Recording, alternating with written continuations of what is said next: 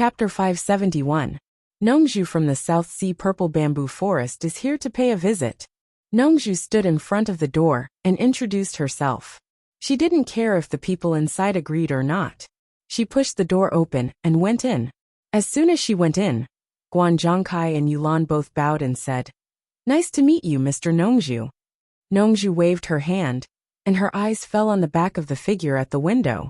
This figure was so familiar. And that arrogant posture, she had seen it more than once or twice. It was exactly the same as someone. Nongju's face gradually darkened and she said in a low voice, "Get out of here, both of you." Guan Zhongkai and Yulan looked at each other. They knew she was talking about them. The strange thing was that Nongju was polite just now. Why did she turn hostile in the blink of an eye? But from what she said, Nongju seemed to know Niu Yid. They didn't go out immediately. Instead, they looked at Niu Yid. To them, Niu Yid was much scarier than Nongju. Yu Qianqiu looked out of the window and couldn't help smiling bitterly. Was there a need to say it? Nongju obviously recognized him at a glance. It was not easy to hide one's identity in front of familiar people. "You go out first. I have something to say to Mr. Nongju," Yu Qianqiu said calmly. "Yes." Guan Zhongkai and Yulan retreated respectfully, closing the door behind them. Nongju's face twitched. What was going on? Im Baikong's disciple and Shengguan Taiping's disciple were so obedient to Yu Qianqiu. Nongju was speechless when she thought of the three enemies fighting in Daong Kingdom. This guy really knew how to torment people. After setting up a sound barrier in the room, Nongju sat in front of the table and said coldly, "I was wondering where Niu Yid came from. So it's you. Should I call you Niu Yid or Yu Qianqiu?" In fact, he had long suspected that Niu Yid was Yu Qianqiu. It was just that the rumor that Niu Yid was a soul formation expert made him unconvinced. This time, in addition to the commotion that Niu Yid had caused in the gold casting city branch, the eerie aura that threatened Sikongju made Nongju even more suspicious that he was Yu Qianqiu. Others might not know, but he had experienced it before. He was one of the few people who knew about Yu Qianqiu's netherworld ghost flame. Now that he saw Niu Yid in person, he had even less doubts. Who else could it be but that kid? But then again, if Niu Yid's deeds were not so similar to the Yu Qianqiu that Nongju knew, even if she saw Niu Yid, she would not be able to insist that he was Yu Qianqiu. After all, there were many people with similar figures in this world. Who dared to say that people with similar figures must be the same person? It was unreasonable. Yu Qianqiu looked around outside the window and closed it. He turned around and bowed. "Senior Nongju, long time no see, I missed you so much." As he spoke, he fiddled with the dishes on the table and filled the empty cup in front of Nongju with wine. "Come on, you miss me?" Nongju sneered. "I'm afraid you can't wait for me to scram as far away as possible." Yu Qianqiu chuckled, not minding it. The two of them bickering would not hurt their relationship. He had to be thick-skinned to deal with this old fox, or else he would be the one to suffer. After downing a cup of wine, he sat opposite Nongju and asked, "Is Fu Rong still on Shuntian Island? How is she now? Is she not used to it?" When he mentioned Fu Rong, Nongju thought of Ze and felt flustered. She replied indifferently, "Your master treats her much better than you. He personally gave her a middle-grade spiritual treasure and has approved her to live on Shuntian Island. With the protection of the world's #1 master, who can live a better life than her?" Yu Qianqiu was slightly stunned. Why did he hear a hint of jealousy in Nongju's words? He did not care about Nongju's feelings. He patted his chest carefully and breathed a sigh of relief. That's good, that's good. I was worried that my master would be unhappy and would not allow Fu Rong to live on Shuntian Island." As he spoke, he stood up again and walked to Nongju, making a deep bow. He said with unprecedented sincerity to Nongju, "Senior, thank you for taking care of Fu Rong for me. I, Yu Qianqiu, will remember this favor and will definitely repay it in the future." Nongju was stunned. She had never seen this guy so sincere to her. Just because of that silly girl? What's so good about that silly girl? How can she be better than my Ze? He swallowed his saliva with difficulty and asked disapprovingly, "Look at how serious you are. Is hibiscus really that good? Why can't I see it? Tell me, what's so good about that silly girl?" There was no need to mention how depressed he was in his heart. No matter if it was in terms of appearance or anything else, his daughter Ziyi was clearly superior to Furong. But it was strange that this guy, who was obviously not a good person, was so concerned about that girl and took care of her. What made him even more puzzled was that even Bai Changchun had taken a liking to that silly girl. Yu Qianqiu shook his head contentedly. There's nothing good or bad about it. Like you said, she's just a silly girl. She's so silly that no matter what I do, she's willing to follow me. This is enough for me to cherish her. There's no other reason. Nongzhu was speechless, but she looked at Yu Qianqiu thoughtfully. Hey, did you say that my master gave Fu Rong a middle-grade spiritual treasure? Yu Qianqiu finally realized that he had forgotten this, because he was thinking about Fu Rong. He remembered that when he asked his master for it, his master said that he didn't have it. Based on his master's character, he wouldn't lie to him. Alas! Nongzhu sighed. Nan Ming failed to refine an upper-grade spiritual treasure, so he settled for the second best, and made it a middle-grade spiritual treasure. Your master has no use for it, so he gave it to Fu Rong. Alas! With old Bai's cultivation, it's not a good thing to go to the East Holy Land without a suitable weapon. Failed. Yu Qianqiu was stunned. Then he patted his forehead and said as if he thought of something. I have a few good things here, but I don't know if my master can use them. Then he took out a sword from his storage bag and handed it to Nongzhu. Senior, please show it to my master and see if he can use it. Nongzhu looked at Yu Qianqiu in confusion. After taking the sword, her eyes suddenly lit up, and she couldn't help but exclaim. She stood up and stroked the sword. The sword was cold to the touch, and there were undecipherable ancient patterns on it. The whole sword didn't look luxurious, and it looked very low-key and old. But with Nongzhu's cultivation, she immediately felt that there was a huge momentum inside it. Once it was activated, it would be invincible. Good sword. Nongzhu couldn't help but praise it. She held it in her hand and shook it. She wanted to test its power, but found that she couldn't control it. When she injected her divine sense into it to check, she couldn't help but gasp. What a powerful remnant divine sense. It can actually resist the invasion of my divine sense. I can't even expel it with my cultivation. Then she suddenly raised her head and stared at Yu Qianqiu with a solemn face. She asked, This sword is definitely comparable to a top-grade spiritual treasure. Brat, tell me honestly, whose sword is this? Yu Qianqiu patted his chest and said, Of course it's my sword. If it's not mine, how can I give it to my master? Don't talk nonsense with me. A cold light flashed across Nongzhu's hand and rested on Yu Qianqiu's neck. She narrowed her eyes and said threateningly, This sword obviously has an owner, but its spiritual mind has been damaged, which means that the original owner of this sword is no longer in this world. Even so, such a powerful remnant divine sense is definitely not something you can have. I didn't expect that there was someone with such a high cultivation in this world. Tell me honestly, whose sword is this? Before Yu Qianqiu could answer, Nongzhu suddenly understood and said, I see. You pretended to be me, and now you pretended to be Niu Yud. I guess the original owner of this sword is a person named Niu Yud. Yu Qianqiu was stunned. He thought that this guy's imagination was too rich. Seeing that there was no way to deny it, he honestly pointed to the sky. What do you mean? Nongzhu asked suspiciously. Alas, I'm afraid you won't believe me even if I tell you. Yu Qianqiu gently pushed away the sword on his neck and said with a wry smile, I got this sword in the mist forest. It belongs to an immortal in the immortal world. Can you believe it? Mist forest. Nongzhu suddenly became energetic and said excitedly, Yes. I heard that you were able to break into the mist forest. Your master even asked me to ask you what's going on. Tell me quickly, what's the matter with the treasure left by the demon of swords? He casually pulled a chair and sat down. My master asked you to ask this? Yu Qianqiu scratched his head awkwardly. He knew that no matter how ridiculous Nongzhu was, she would never use his master, Bai Changchun, to talk nonsense.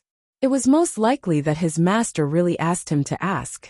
Generally speaking, although Nongzhu was not a good person, she was still trustworthy when it came to serious matters. But the key point was that he made up the name of the demon of swords. An honest person like him could not possibly admit that he was lying. After thinking for a while, he felt that it was not a big deal. He only said that because he was forced to fight back. He did not do anything wrong.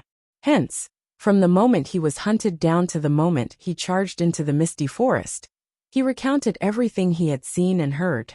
However, he still concealed the fact that he had the golden bead to detoxify the poison. It was the only thing that could save his life. As a person drifting in the world, he had to leave a way to protect himself.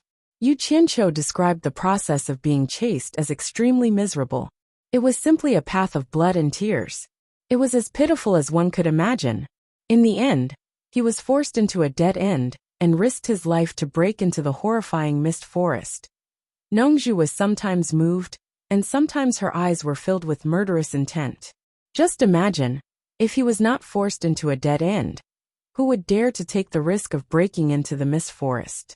Nongzhu snorted coldly and said, "For the sake of 2 imaginary treasured sabers, the countries actually did such a thing. They are really obsessed." She pointed at Yu Qianqiu and scolded, "You're a pig. You've already been forced into such a situation. Why don't you use your master? Isn't Old Man Bai's name used to scare people?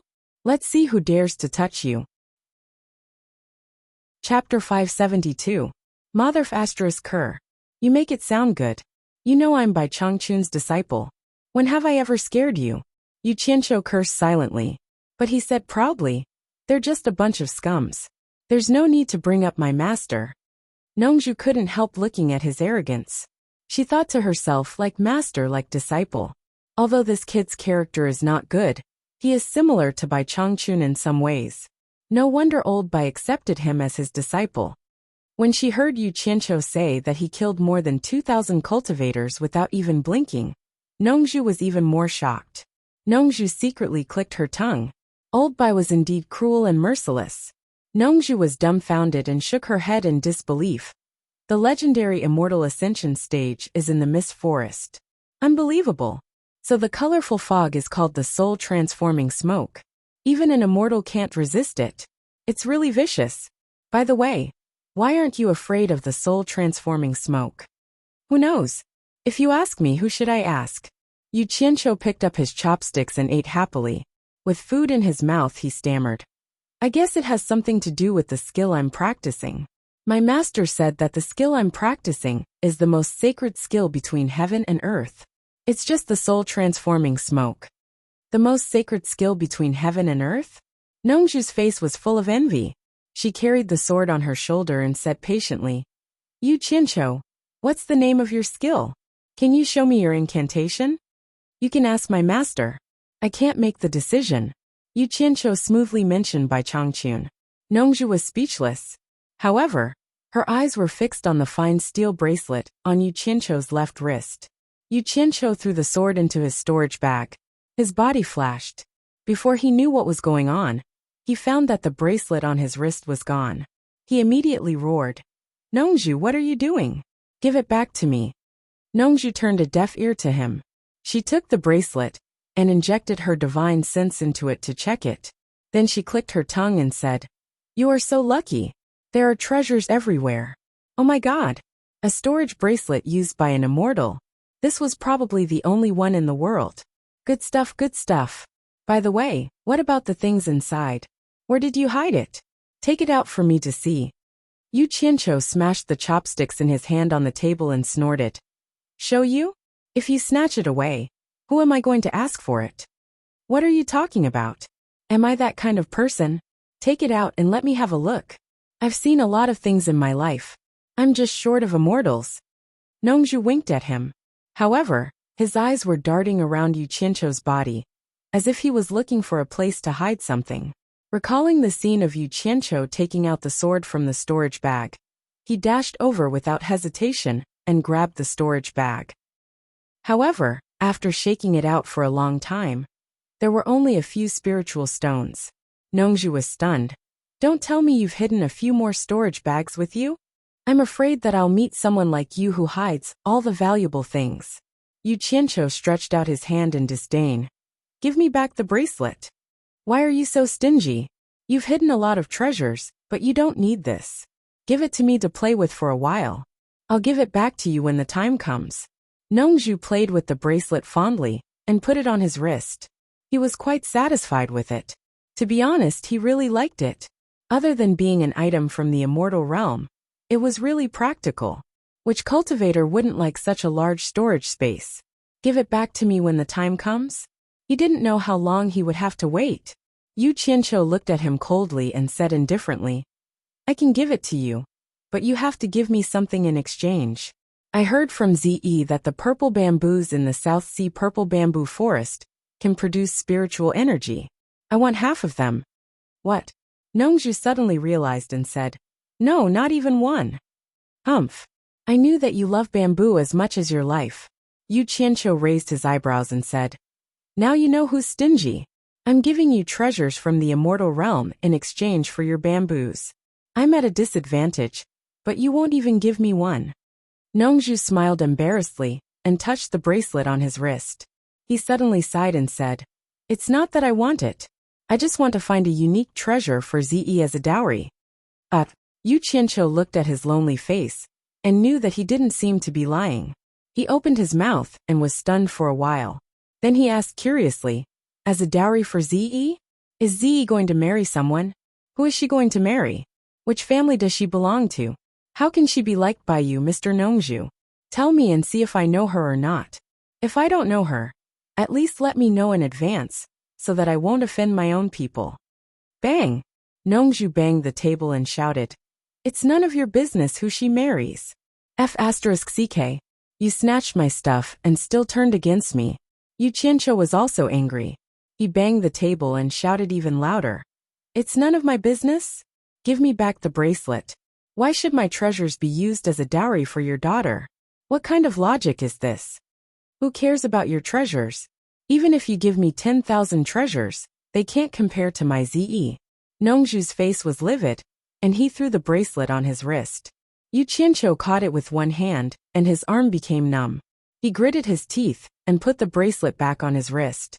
He sneered and said, It's good that you don't care about it. It's not like I have too many treasures to spend. I don't believe that anyone will complain about having too many treasures. While they were quarreling, Guan Zhongkai and Yu Landu were chatting with Man Hu and others downstairs. They didn't know that the two people upstairs had turned against each other. After the quarrel, Nongju sat there in the box with a dull face and didn't say a word. I'm so angry, you old bastard. Yu Qianqiu picked up a new pair of chopsticks and ate to his heart's content. The only sound in the room was the sound of his chewing. Nongju didn't come to herself until Yu Qianqiu burped.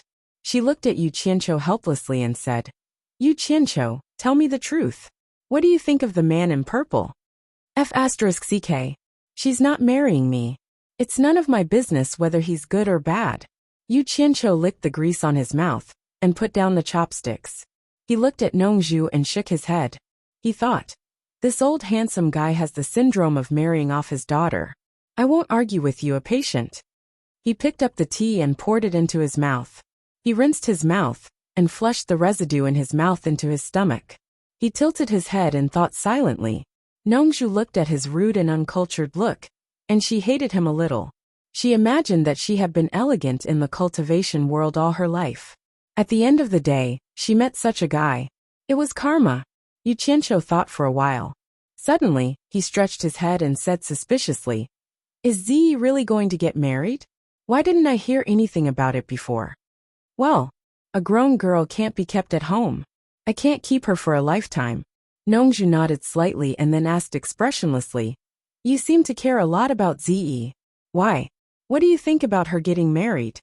Yu Qianqiu rolled his eyes on the spot, with a look of what can I think? But he still said, A grown girl can't be kept at home. You're right. You finally figured it out. That's the reason. Seriously, who is she going to marry? Tell me about it first. You know, I often get into conflicts with others. If I meet your son-in-law, I'll hit him too hard and accidentally. Well, you know. But in his heart he was thinking, Damn it, he didn't know whose son Nongju liked. He must have a powerful background. Damn it. He could use Nongju to build a good relationship with him. Maybe he would be a good helper. Hey. No, why did Nongju suddenly come to buy one country? Now she inexplicably said that Ze was going to get married. Did Wen Lanfeng have a son or a grandson? Never heard of it. Well, it shouldn't be a grandson. If so, the seniority between Nongzhu and Wen Lanfeng would be reduced by one generation for nothing. If Nongzhu and Ziyi knew what he was thinking, they would probably torture him to death on the spot. Oh. Nongzhu raised her eyebrows and sneered. You're so cunning. Don't tell me that you've been thinking about Ziyi for a long time. Now you want to find out who Ziyi is going to marry from me. And then you can hurt her. Yu Qianqiu was dumbfounded when he heard that. He then clapped and said, My God! Senior Nongzhu, you're really daring. But don't think too much. Let me tell you this. Yu Qianqiu stood up and said happily, Ziyi, she's really good looking. Since she's going to get married, I'll admit it honestly. I did have some thoughts about her at the beginning. But don't get me wrong. It's not love. It's purely because she's beautiful. Well, we're both men, so I'm a little tempted. Seeing that Nongzhu was a little crazy, he quickly waved his hands and said, Don't get me wrong. Let me finish. Yu Qianqiu shook his head and sighed. Let me tell you this. I had some thoughts about her at the beginning, but I immediately extinguished it. To be honest, I'm not afraid to let you know that I have 3 or 4 women, not just Furong, because I know that even if I have feelings for Ziyi, you will definitely not agree to a man who has several women like me and Ziyi. In addition, because of your relationship with my master, I can't afford to offend you. Naturally, I gave up the idea early. So, you can rest assured that no matter who Ziyi marries, based on our relationship, I will only sincerely bless her, and will never do anything to hurt your son-in-law. That's a bit unreliable. Anyway, I'm a dignified man. My character is not as bad as you think. Bang! No one knew when Nongzhu's hand had touched the teacup on the table, but it was suddenly crushed by him. Yu Qianqiu was startled and couldn't help asking, What's wrong with you? Nongzhu's face turned black. She couldn't help trembling and said, What did you say? You said that you have 3 or 4 women other than Furong. Is what you said true? Chapter 573. Yu Qianqiu revealed an expression of, You don't understand me, and solemnly replied, Don't look down on me just because I do things in a flashy manner. There's nothing I can do about it. I'm actually a very low-key person. Women belong to me. I am sincere to each of them. I don't need to show them off just to prove that I am a man. I only told you this because you asked me. Otherwise, I would have kept my mouth shut. Be ****. You're speaking in such a dignified way. Nongzhu said word by word with hatred. You're shameless. You mean me? Yu Qianqiu pointed at his own nose, a look of confusion on his face. He didn't know what kind of medicine this fellow had eaten to fall out with him just like that. He retorted angrily, No matter how shameless I am, I didn't do that kind of thing. He was not like some people who thought that they looked impressive and went around swindling people, fooling around with each person they played with. If you ask him to count how many women he has played with in his life, I'm afraid he can't even count himself. How could he be qualified to criticize others? What the hell? I've never seen such a shameless person before. Bah! Bang bang! Nongzhu turned the table upside down. The tableware such as bowls, chopsticks, and plates fell on the ground. She pointed at him and shouted, Who are you talking about? When Yu Qianqiu turned hostile, he was also someone who wouldn't be swayed by force or persuasion. He immediately sneered and said, I'm talking about whoever did that kind of thing. Poor thing. In the Moon sect, Qianghua lonely shadow faced Leng Hanyue. Missing you but not seeing you. Women met but didn't know each other. Heartbroken year after year. It's so miserable. I don't know who did it. I dare you to say it again. Nongzhu shouted angrily. It seemed that she was about to hit him. Hee. Mr. Nongzhu, you are famous in the world. You are very powerful. I can't afford to offend you, but I can hide from you. I won't say it. Yu Qianqiu put on an expression of trying to keep the peace. He glanced at the mess on the ground, shook his head and sighed. Hoeing the fields at noon, sweat dripping into the soil. Who would have thought that every single grain of food on the plate was so hard? Damn it, your father really knows how to talk. It's just a pity that this land is full of food. Nongzhu let out a muffled groan. She held her chest and staggered a step back. She bumped into the chair behind her and sat down. His face was pale as he panted heavily. His eyes were bloodshot as he stared at Yu Qianqiu without blinking. Today, he finally witnessed what it meant to be sharp-tongued. His head buzzed, and he felt the blood in his chest rising. He almost spat something out because he couldn't hold it in. His lips were tightly shut, and he couldn't speak even if he wanted to. Yu Qianqiu was stunned. He secretly smacked his tongue and reflected on himself. Oh my God! Back then, I made a nascent soul cultivator vomit blood in Ongquangsung. Am I going to make a soul formation cultivator vomit blood today? The higher the cultivation, the better the ability to piss people off. Wasn't it a bit too much?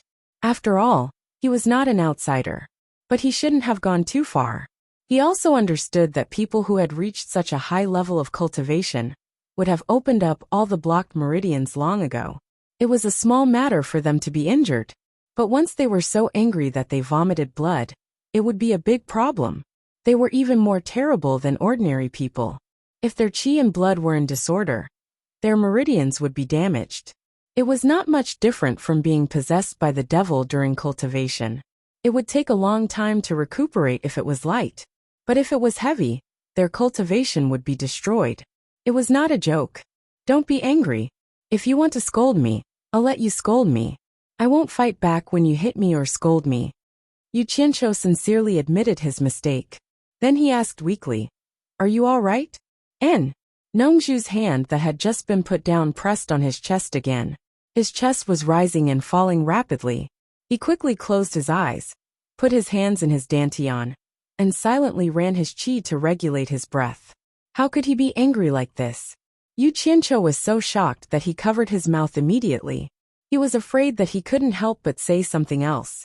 However, he didn't expect that Nongzhu, who was so thick-skinned, couldn't stand the provocation. He was so surprised that he didn't dare to speak easily. After all, he was not someone else.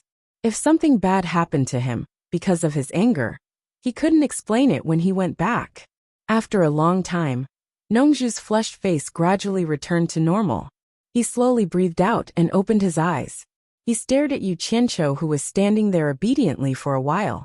Suddenly, he showed an expression that he didn't know whether to laugh or cry.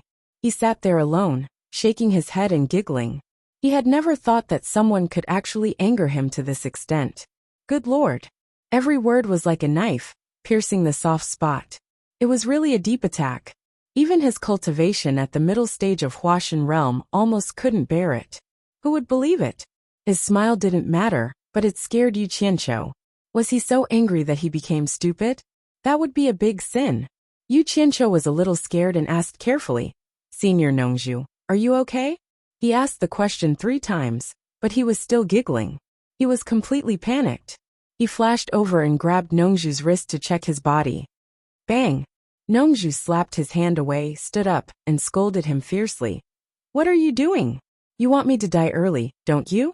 Let me tell you, it's impossible for me to die. Even if you die, I will still be alive and kicking. Damn, I'm so angry. Yes, I was wrong. Yu Qianqiu nodded and bowed, patted his chest and said, Damn, I was scared to death. When he was too angry, he became much calmer, and didn't think so impulsively. Nongzhu regained his calmness. Looking at him with a lingering fear, a trace of warmth flashed through his eyes, and then he became indifferent again. He said, It's rare. You didn't want me to die early. What are you talking about? I'm so honest. I burn incense and pray for you whenever I have the time, and I wish for nothing more than for you to live a long and healthy life. Yu Qianqiu said these kind words in a heartwarming manner. He was truly afraid that this paper-thin guy would do something bad again.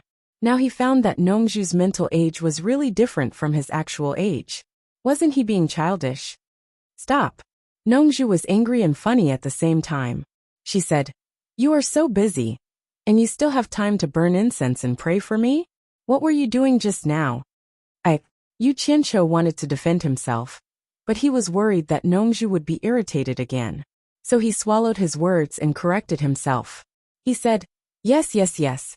I deeply recognize my mistake, and I will change. I'm sure you will be satisfied. Is it really karma? Haha, this is fate. Nongzhu shook her head helplessly, glancing at the mess on the ground. She relaxed and stared at Yu Qianqiu. She sighed and said, "Don't talk nonsense anymore. I have something to tell you. You can tell Z when you find the right opportunity. I believe you can seize this opportunity." Yu Qianqiu showed a puzzled face and asked, "What is it that you can't tell Z directly? Why do you want me to tell her? Is it about the relationship between you two, father and daughter?"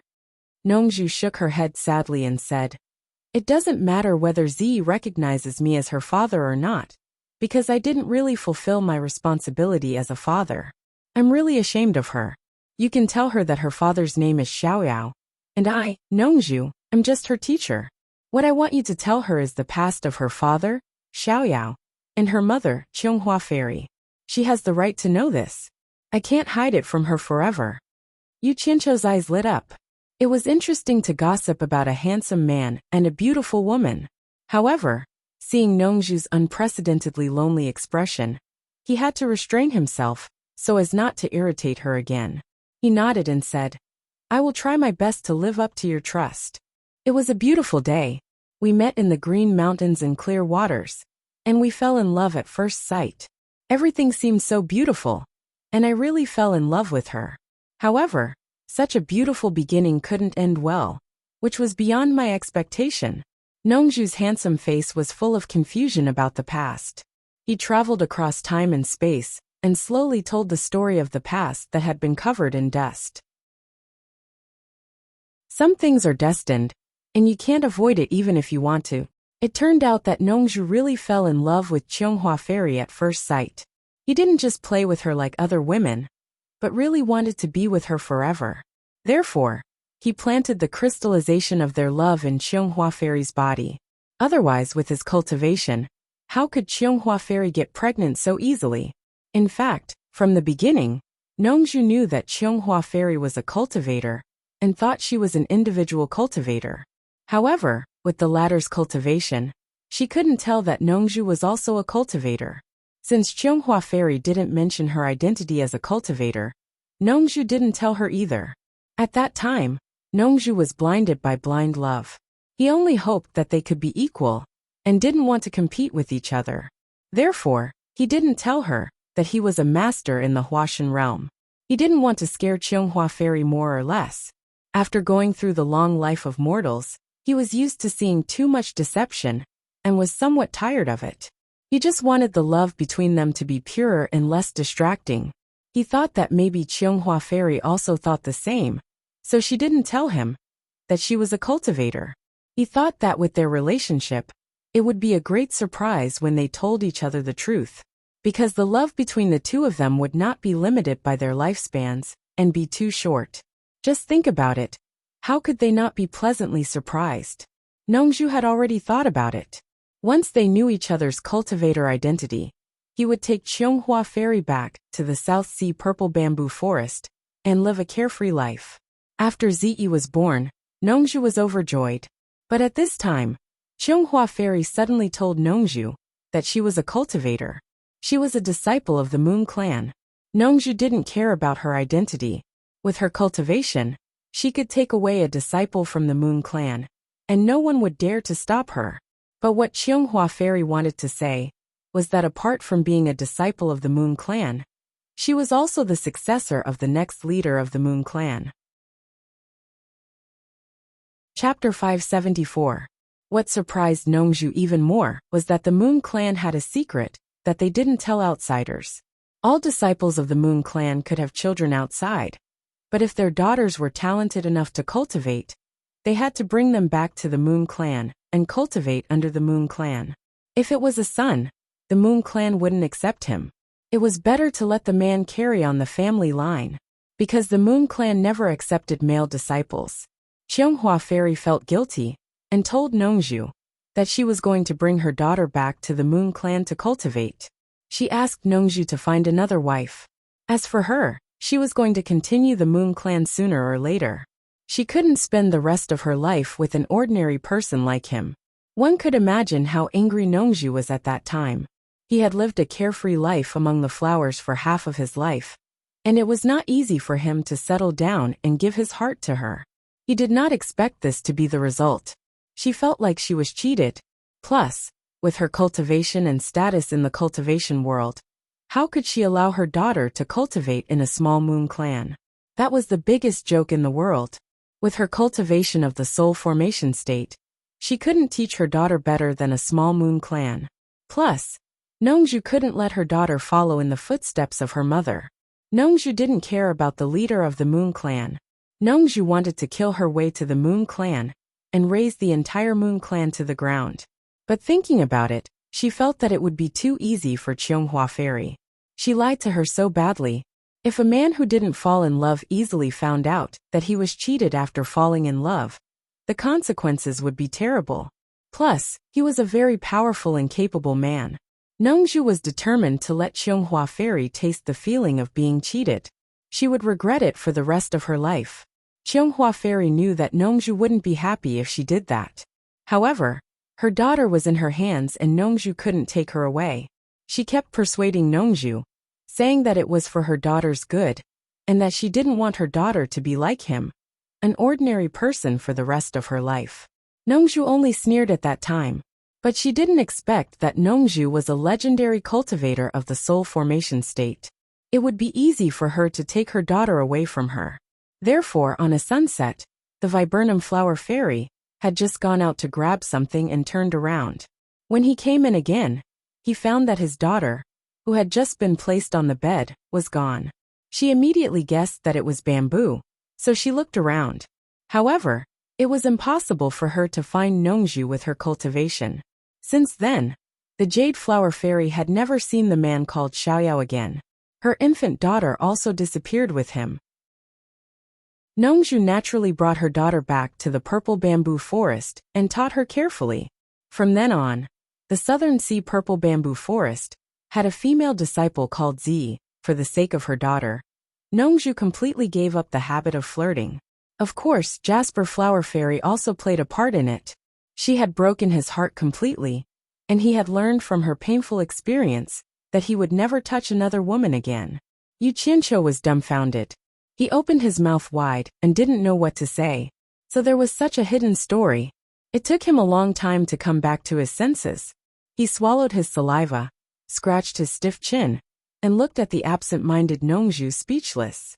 At that time, he thought that Nongju, the playboy, abandoned her and played around. As a result, she got pregnant and gave birth to a baby. Then she ran away because she was unwilling to take responsibility. He never thought that the most handsome man in the world was dumped by his sister. Unbelievable.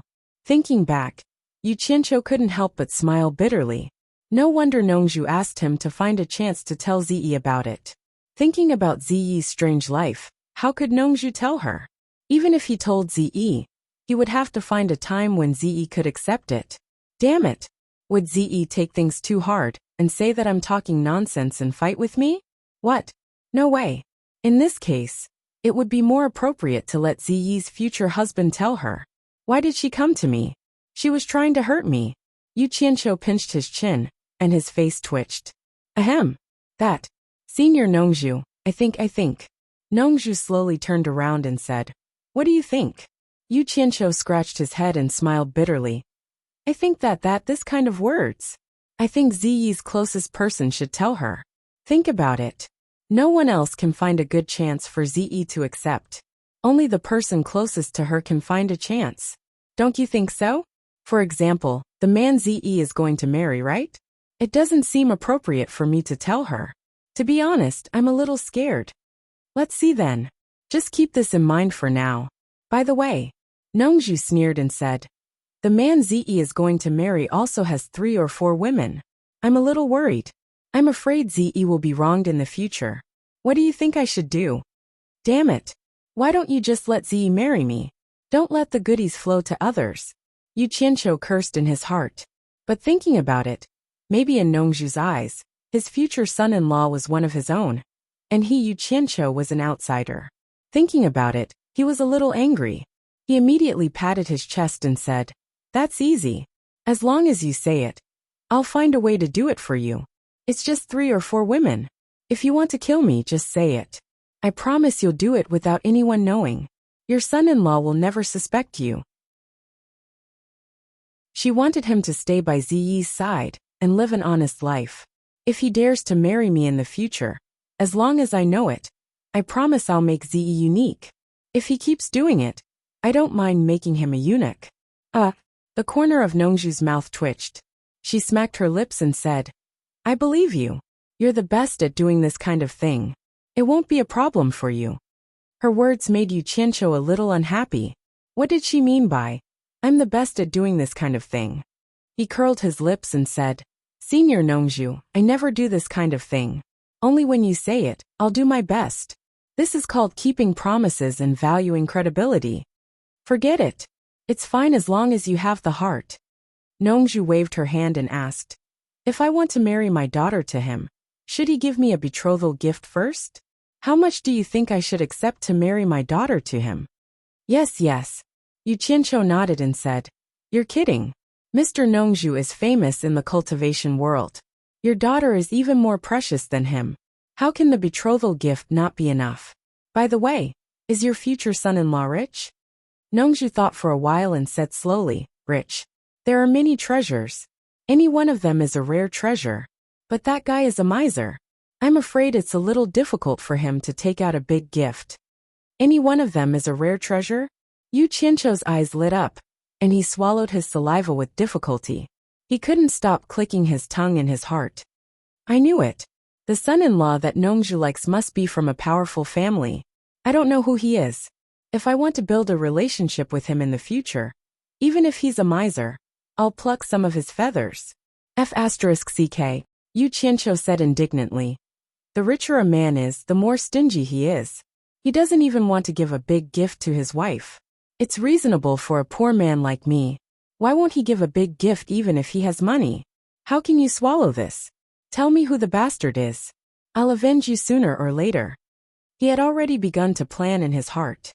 After torturing the World Chamber of Commerce, his next stop would be Nongju's rich son-in-law. Speaking of him, I'm full of anger. I don't want to talk about him. By the way, what about you? Nongju asked. What about me? Yu Qianqiu didn't know why he asked this. Nongju said with a fake smile. I'm marrying my daughter. Aren't you going to give her a gift? F*ck. You don't have the ability to get your son-in-law's betrothal gift. Why do you want me to give a gift? Is there anyone who asks for a gift from a guest before they even get married? I'm so easy to bully. Yu Qianqiu curled his lips and said with a smile. That one came in a hurry. He didn't bring anything good with him. How about this? On the day of Ziyi's marriage, I'll definitely bring a gift to congratulate her. No, you have to receive the gift before you get married. Nongju said seriously. Receive a gift in advance? Yu Qianqiu scratched his head and said suspiciously. How come I didn't know there was such a rule in the cultivation world? This is the rule of my southern sea purple bamboo forest. Nongju's face stiffened. Then he thought of a suitable reason and explained. Furthermore, you're very busy. When the time comes, you won't even know where I'm going to inform you. While I'm here, it's good to receive the gift in advance. Don't tell me that you're so stingy that you won't even give a gift when Ziyi gets married. Hee. What are you saying? Am I that stingy? I'm just thinking about what I should give her. Yu Qianqiu said perfunctorily. However, after thinking about the close relationship between him and Ziyi, it would be a little inappropriate to give an ordinary gift.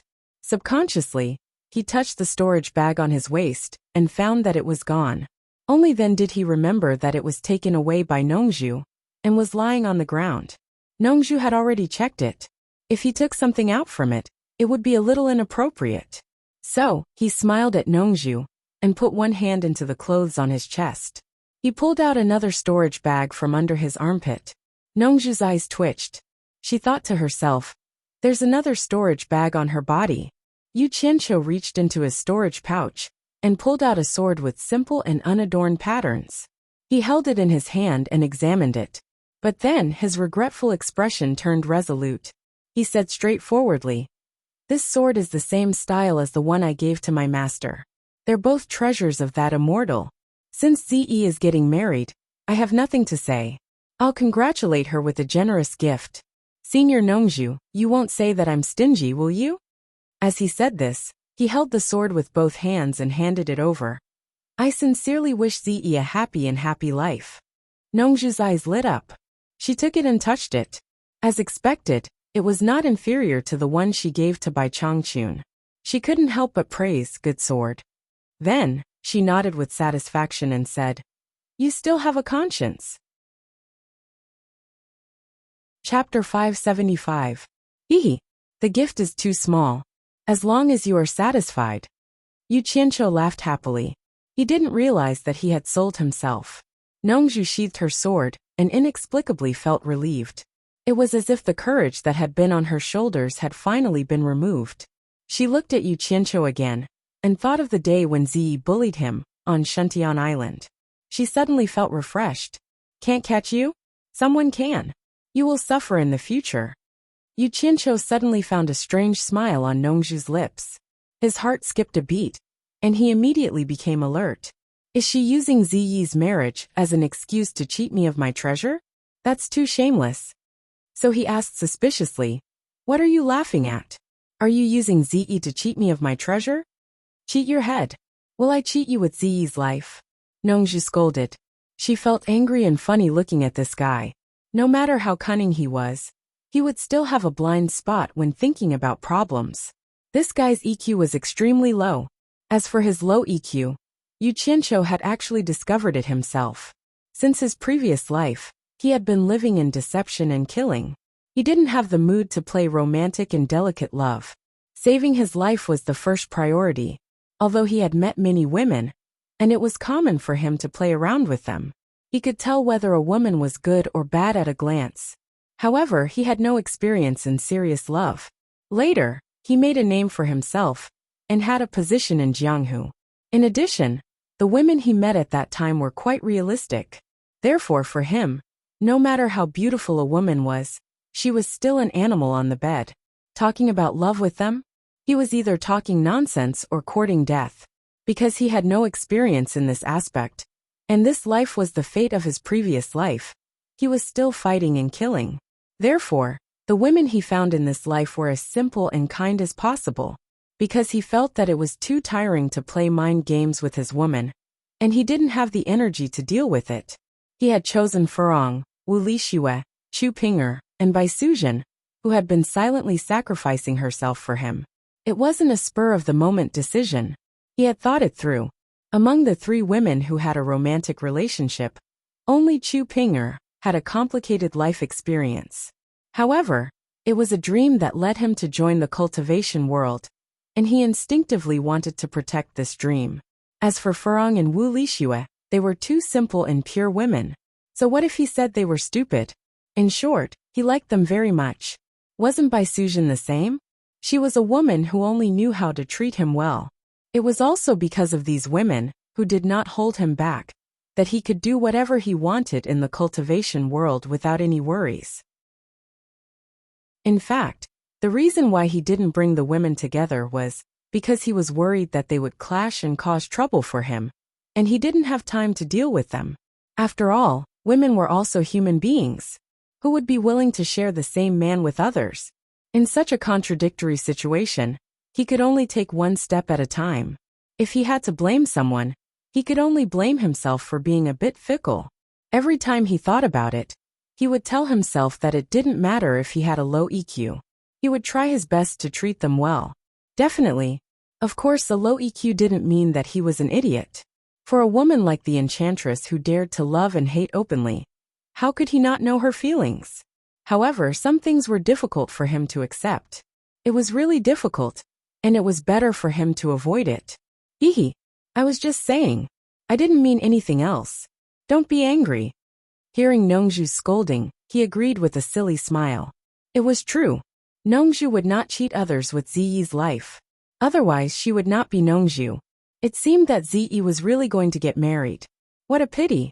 Although she was sometimes unruly, she was still a simple girl. But she was going to be someone else's woman. Damn it. I'm going back to Shentian Island in a few days. Do you have any words for me to take back? Nongju looked at him with an evil smile. Aren't you very capable? When you become my son-in-law, I will torture you. Let's see if you still have any temper then. Now he had thought it through. Since his daughter liked him, could he really be cruel and stop her by force? The answer was definitely no. Taking 10,000 steps back and thinking about it, this guy wasn't completely useless. Although he was a little bad, in this sinister cultivation world, he had the ability to protect himself. This was not necessarily a bad thing for Ze, who was inexperienced in the world. Moreover, Lao Bai had an extraordinary vision. He thought so highly of him, and hinted many times that he could let Ze be with him without worry. There must be a reason. Then let nature take its course. In fact, what moved Nongzhu the most was Yu Qianqiu's care for Furong. He had always wanted to find a man for his daughter. He was the type who could take good care of his daughter, but who told him to act too late, and another woman had already beat him to it. But who could see that this bad guy had such a disgusting side? Could he blame himself for making a mistake? Yu Qianqiu scratched his head embarrassedly. He smiled and said, Senior, please help me tell Furong to stay in Shuntian Island. I'm fine outside. And my master, please send my regards to him. Haha. That's all? Nongzhu reminded. Don't you have any words for Ze? She sounded a little unhappy. Yes. Yu Qianqiu quickly nodded and said, help me congratulate Ze. On the day she gets married, I will definitely prepare a big gift for her. That's more like it. Nongzhu suddenly sighed. Remember to treat Ze well in the future. I don't need you to remind me. Based on our relationship, I will definitely treat her well. Yu Qianqiu patted his chest and promised, don't worry. Ze's business is my business. Tell her, no matter who she marries, if she encounters any trouble in the future, just let me know. I don't dare to promise anything else, but murder and arson. No, I won't hesitate to go through water and tread on fire. Idiot! Nongzhu scolded, not knowing whether to laugh or cry. She pointed at him and said, I heard that you Yu Qianqiu are very talented. I really wonder if you plagiarized those things from somewhere. They don't match up at all. Yu Qianqiu didn't care. They were plagiarized things anyway. Nongzhu asked again, tell me honestly. You became Niu Yud and created that restriction-breaking pill. What are you trying to do? Hey, I have a lot of women and expenses. If I don't make some money, how can I support my family? Yu Qianqiu shook his head helplessly. Nongzhu's mouth twitched. Listening to him, it seemed that her daughter would not be short of money in the future. This was a good thing. She paused and said, you have your eyes on the world commerce? Isn't it said that the world commerce is the richest? Yu Qianqiu said weakly. Be careful. Baikong's money isn't that easy to get. Don't let your women become widows before you can get your money. Nongzhu's words were sarcastic, but there was a rare sense of concern. The difference in treatment between a family and a non-family was huge. Yu Qianqiu laughed and said, whether or not he can get the money is another matter. But if he wants to kill me, I'm afraid that Baikong is still lacking. Nongzhu glanced at him. She still had some confidence in his ability to escape. It was definitely not a coincidence that this guy could escape from death time and time again. He must have something to rely on. Otherwise, with his cultivation, he wouldn't dare to touch Baikong. How audacious. Do as you see fit. If there's nothing else, I'll leave first. Nongzhu was about to turn around when she heard Yu Qianqiu ask, Senior Nongzhu, let me ask you something. Do you know who the one-armed guy in the ghost manor is?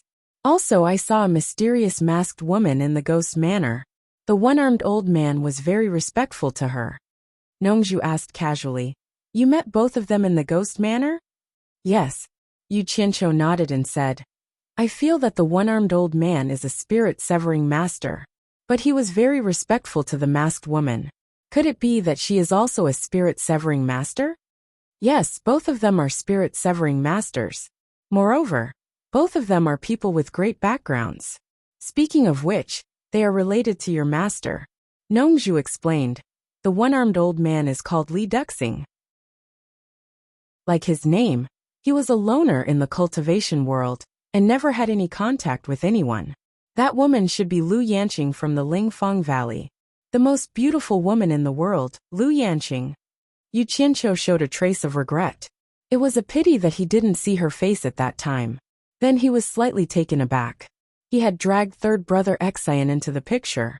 Could it be that he had exposed himself? But he didn't think it was possible. Even if she asked third Xian, How could he know who Niu Yid was? At most, he would think that he was talking nonsense to confuse people. But he didn't know that Third Xian had asked his master about the origin of this method after he saw the horror of his absorbing stars technique. Lu Yanqing didn't know either. But when she saw Niu Yid fight in the ghost manner, she guessed that he was Yu Qianqiu. Nongzhu saw that he was tempted by her beauty and snorted. What? Are you interested in Lu Yanqing? No. I just want to see what the most beautiful woman in the world looks like. Don't get the wrong idea. Yu Qianqiu waved his hands awkwardly and quickly changed the topic. Lu Yanqing, I know you had a conflict with my master. What's the relationship between Li Duxing and my master? 500 years ago, Li Duxing was also a proud man with extraordinary aptitude. At that time, he had just broken through from the middle stage of spirit severing to the last stage of spirit severing. But he didn't know how proud he was. Instead, he went to challenge your master directly, bypassing the other 9 of the top 10 masters. Don't you know what kind of person your master is? As a result, he was seriously injured by your master on the spot. He was lucky that I happened to be playing in Shuntian Island. So he begged your master to let him go. Nongzhu shook her head slightly and sighed with emotion. Yu Qianqiu looked at him with a bit of boredom and thought, damn it. My master is a villain, but you are a good guy. You are like Song Jiang in time. No wonder he is so popular in the cultivation world. Everyone owes him a favor. Nongzhu continued. In fact, I have never dealt with Li Duxing. I only heard of his name. We don't know each other. He was very arrogant when he broke into the demon ghost realm, and was very rude to me. To be honest, I didn't want to save him at that time. Later, I saw that he was beaten so badly by your master that he almost didn't look like a human and lost one of his arms. Finally, I couldn't bear to see him like that, so I saved him. But when I saved him, I found that he was unconscious. There were more than 80 holes in his body because of your master's finger. He was so miserable. He is completely relying on his profound cultivation to hang on to his last breath. Based on my ability, there is no way I can save him. I had to send him to Lu Yanqing in Lingfang Valley. Chapter 576. Yu Qianqiu asked in surprise. He's already injured like that, but Lu Yanqing still saved him? Nongzhu shook her head and said, I don't know. I didn't know that Li Duxing was still alive until I heard that he appeared in Ghost Village. He should have been saved by Lu Yanqing.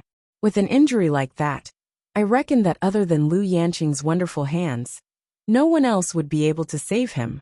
But I heard that his cultivation dropped from the last stage of Huashan realm to the early stage of Huashan realm. I don't know if his cultivation has improved after all these years. Tut. In this case, that one-armed old fart owes you a life-saving grace. Yu Qianqiu said with a chuckle. He was still in a coma and didn't know that I saved him.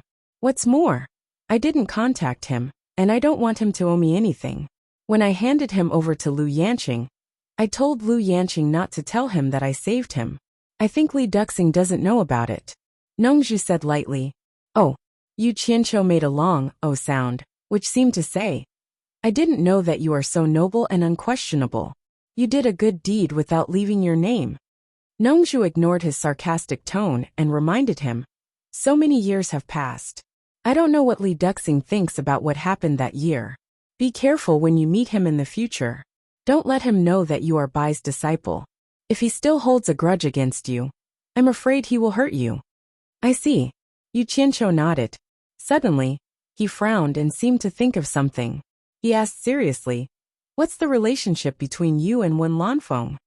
Hearing this, Nongzhu looked at him seriously and warned, don't you dare have any bad ideas about Wen Lanfeng. This time, he didn't hesitate to fall out with the 6 masters and use them to show his power. It's all because he promised me and your master that he would support you in Shuntian Island. Don't be so ungrateful. Needless to say, I'm not a person who returns kindness with ingratitude. Yu Qianqiu frowned and said in a low voice. But he lost to master. I don't know if he will have other thoughts. Other than being infatuated with Lu Yanqing, he is an upright person, and his relationship with me is not bad. Since you promised me to take care of you, you won't play tricks behind my back. You're trustworthy. Nongzhu asked suspiciously. What are you trying to say? It's like this. Yu Qianqiu asked. When you came up just now, did you see the young man beside Manhu? You mean the boy at the early stage of nature's test? Nongzhu asked. That's right. That person is the trader of the Chinese cultivation world. Yan Juexing, one of the Yan father and son, who retreated to the everlasting island. I didn't expect him to come here. It's really suspicious, Yu Qianqiu said with a frown. Oh, so it was him. Nongzhu joked. I heard that you and he were sworn enemies in the Chinese cultivation world. Yu Qianqiu ignored his sarcasm. A fierce light flashed in his eyes. He squinted slightly, stared at Nongzhu, and said slowly, Help me kill him. You want me to kill Yan Juexing? Nongzhu stared at him up and down in surprise for a while, and then said with a smile, No, don't you claim to be the best master below the Huashan realm? You've killed several masters at the late stage of nature's test. Yan Juexing is just at the early stage of nature's test. It's easy for you to kill him.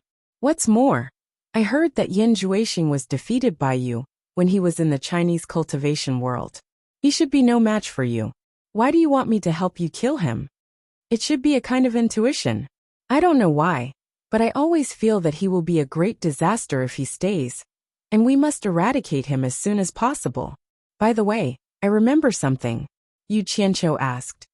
Do you remember that Zi and I once held a sword-drawing contest in the Chinese cultivation world? I've heard a little about it. Nongzhu nodded slightly, and carefully observed the expression on Yu Qianqiu's face. She found that his expression was very serious when he talked about Yan Juexing. This made him take it seriously. He thought to himself that this guy was not afraid of anything, and even dared to kill masters at the Huashan realm. But he was afraid of a cultivator at the early stage of nature's test. It was really puzzling.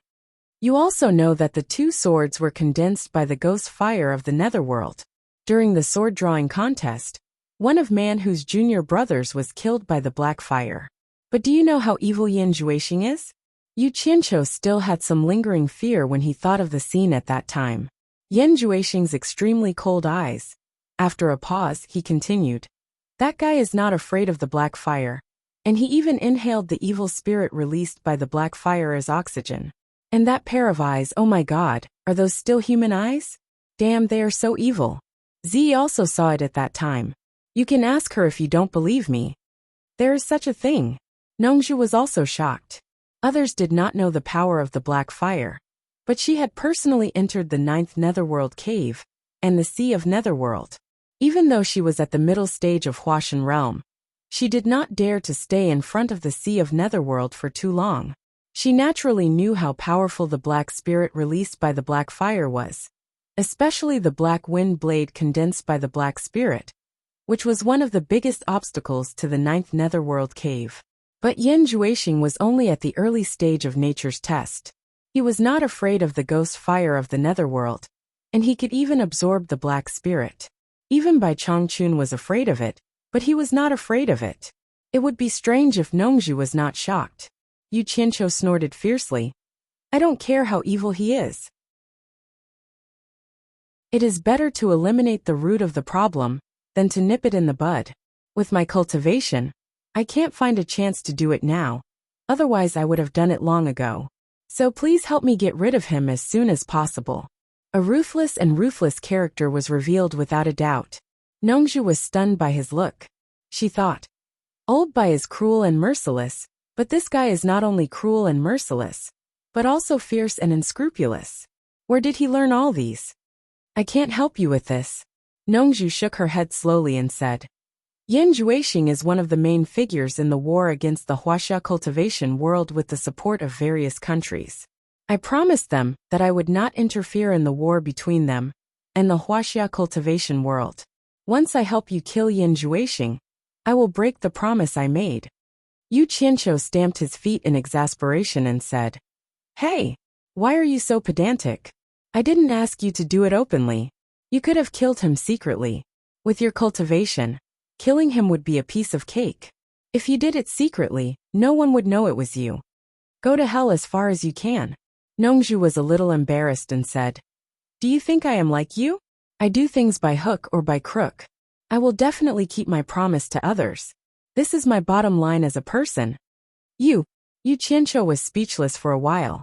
Then he bowed and tried to persuade her with good intentions. Let's not talk about the hatred between me and him. He will seek revenge on me sooner or later. But I really have a very strong feeling that you may not believe it if I say it. When I saw him in the saber drawing contest, I had a very strong premonition that this guy will become a scourge of the huaxia cultivation world sooner or later. Just think of it as getting rid of the scourge of the huaxia cultivation world. He had a premonition that Yan Zhuixing would become a scourge of the huaxia cultivation world.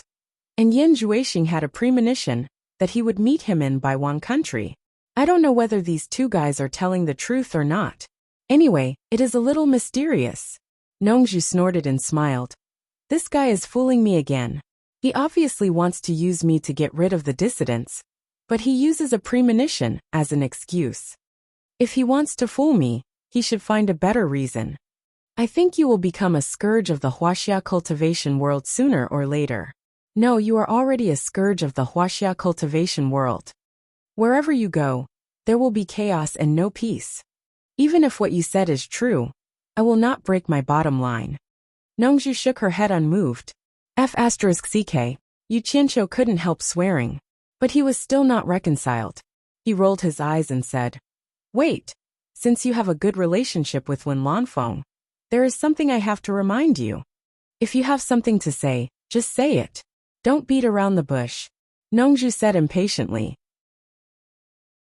Did you notice when you passed by just now? Don't you find it strange that Yan Zhuixing is actually hanging out with that hipster girl? Yu Qianqiu reminded him with good intentions. Nongzhu looked at him vigilantly, but after thinking for a while, she also felt something was wrong. Although Hipster was a member of the royal family, she was a mortal and had nothing to do with cultivators. At most she knew a little martial arts. But Yan Zhuixing, Man Hu, and the other 4 masters at the end of the nature's test were together with her. Could they be friends? Seeing that he was thinking, Yu Qianqiu did not forget to add fuel to the fire. You may not know Yan Zhuixing, but he and I are enemies. I know him very well. As the saying goes, the person who knows you best is your enemy. We have a deep understanding of each other. Seeing that Nongzhu was listening carefully, he continued. Yan Zhuixing is extremely vicious. When he was still in the 100 Flowers Valley of Huaxia, he controlled a group of people with poison. The most terrifying thing was that he had somehow found the long-lost primordial soul stripping technique, and had been secretly controlling the cultivators of the cultivation world for his own use.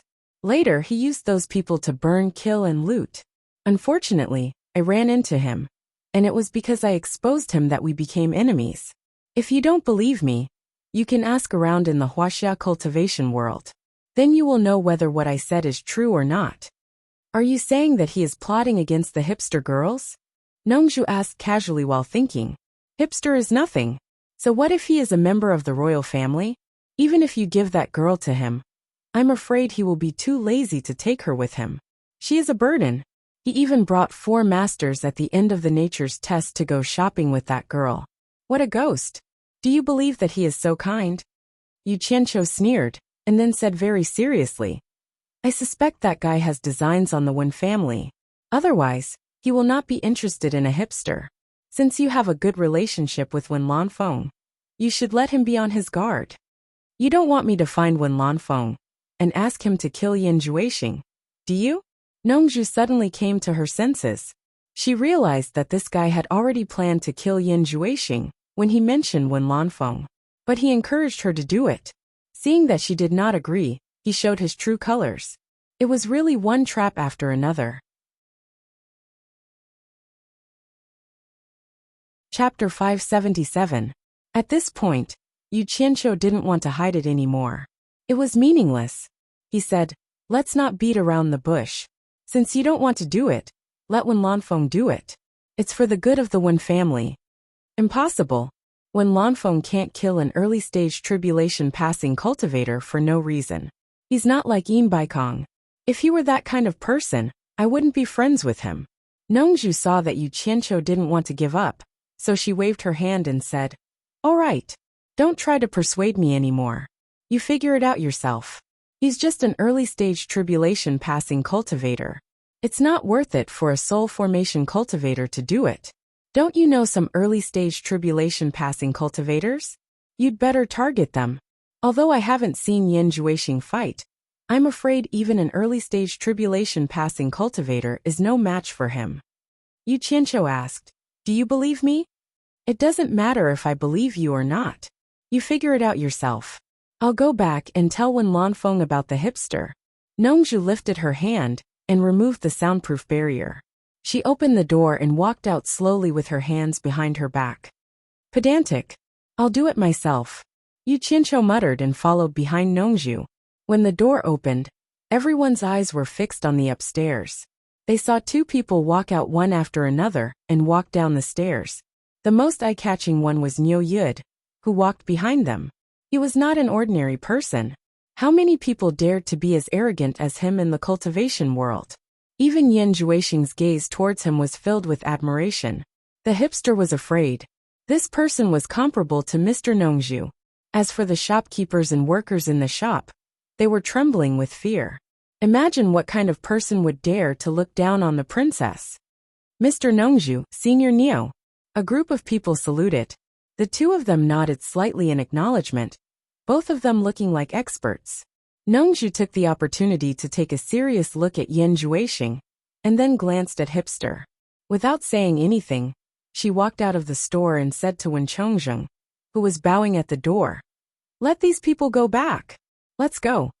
Wen Chongzheng hurriedly shouted at the leaders of the soldiers outside, and then chased after Nongzhu eagerly.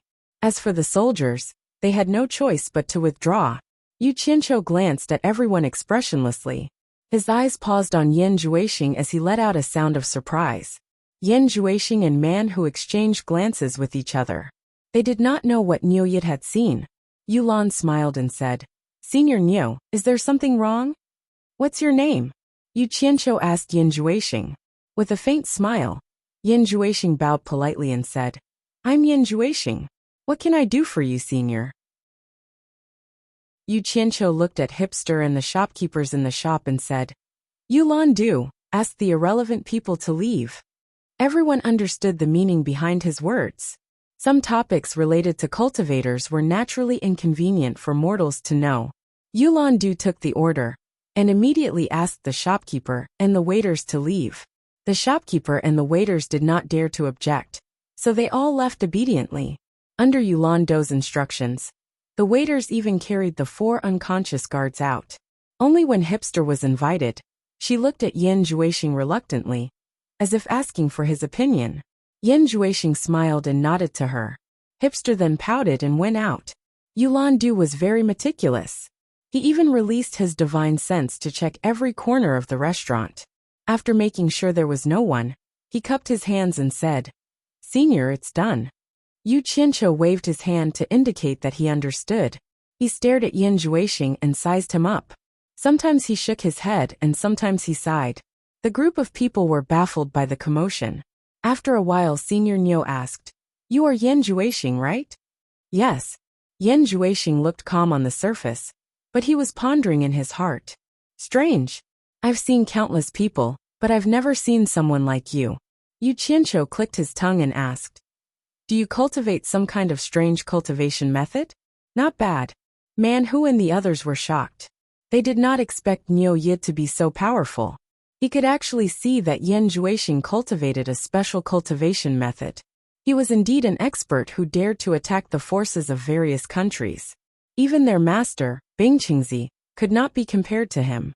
He was too powerful. Yin Juexing's calm eyes were also moved. The few of them were not inexperienced people, so they quickly concealed it. Guan Zhongkai and Yulan Du could see that something was wrong with such an obvious reaction. The two of them exchanged glances. Senior, you are overpraising me. The cultivation method that Junior cultivates is not special. It is a cultivation method passed down by the 10,000 demons in the Chinese cultivation world. Yin Juexing explained. Passed down my ass. Isn't Qiu Weiyuan a disciple of the 10,000 demons? Isn't he better than you in the sword drawing competition? Yu Qianqiu also saw some clues from their brief shock. He knew that he had guessed correctly. He glanced at Guan Zhongkai and Yulan Du from the corner of his eyes.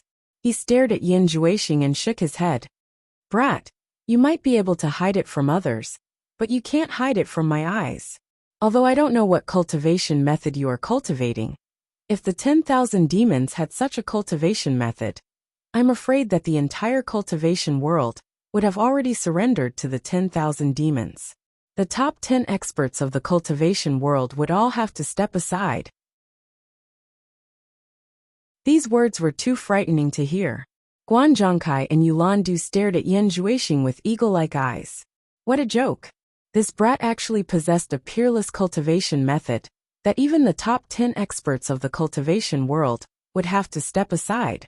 How could that be? Didn't Niu Yid say that this was a cultivation method that could make the entire cultivation world surrender? Man, Hu and the others were shocked again. This Niu Yid was too powerful. Everything he said was true. The demonic book was indeed a heaven-defying cultivation method. They felt that they shouldn't have stayed in Lan City this time. They shouldn't have met Niu Yid. This time, they were in big trouble. Once this news spread, the consequences could be imagined. The four of them were tense on the inside, but relaxed on the outside. Their eyes were faintly staring at Guan Zhongkai and Yulan Du. If this terrifying Niu Yid was not here, the four of them would have killed them on the spot. They would never allow the two of them to spread the secret. Senior, your joke is too big. If this spreads, I won't be able to bear it. Yin Juexing said with a smile on his face. In his heart, he wished that he could kill this person. But for now, he wouldn't dare even if he had 10 guts. A person's reputation was like a tree's shadow. At least until now, he had never seen such a powerful person like Niu Yid. When he met Wen Lanfeng in the Wen family's sacred land, even when Lanfeng couldn't see through it. Yet he could.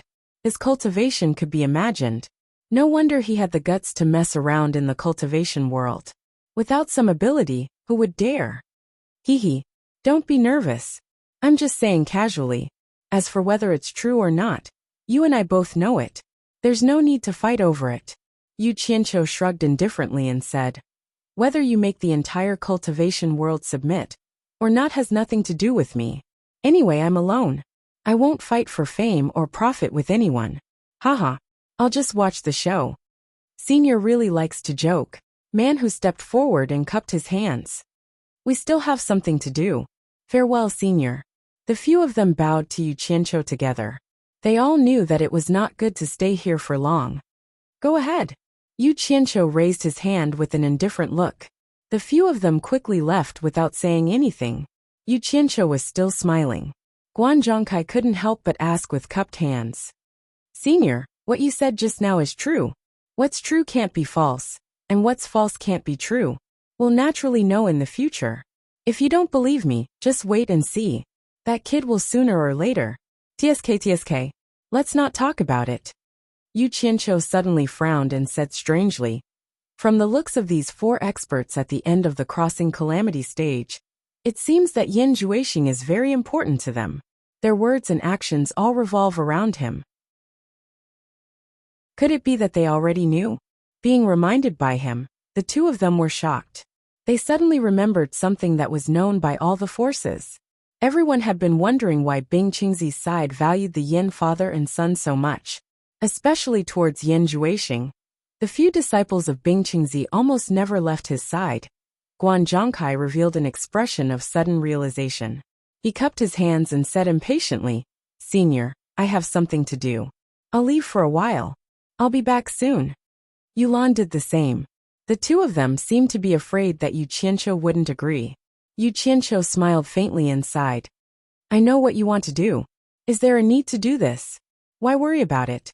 Even if the sky falls, there will be someone taller to hold it up. Don't blame me for not reminding you. I just exposed Yin Juexing's background. Although they can't do anything to me, they won't be afraid of you. If you are by my side, they definitely won't dare to touch you. But once you leave me, they might kill you to silence you. Of course, if you have to go back to report, I suggest that you two stay together. It's safer to stay together. Yu Qianqiu was naturally afraid that something would happen to the two of them. If the two witnesses died and the words came out of Niu Yid's mouth, even if it was true, No one would believe it. That was why he didn't forget to remind them, so that their efforts wouldn't go to waste. Thank you for the reminder, Senior. The two of them bowed and thanked him. They looked at each other and nodded. Then they rushed out of the back door of the restaurant. Yanjuishing. Yanjuishing. You haven't tasted the feeling of being hunted, right? I've already had my fill. You and I are enemies. How can we favor one and discriminate against the other? I'll let you have some fun too. Otherwise, I'll be sorry. I'll also watch the show. Yu Qianqiu muttered and revealed a wretched smile. He slowly walked to the door and took out a large ingot of gold. He threw it to the smiling shopkeeper and waved his hand. Continue your business. I won't disturb you anymore.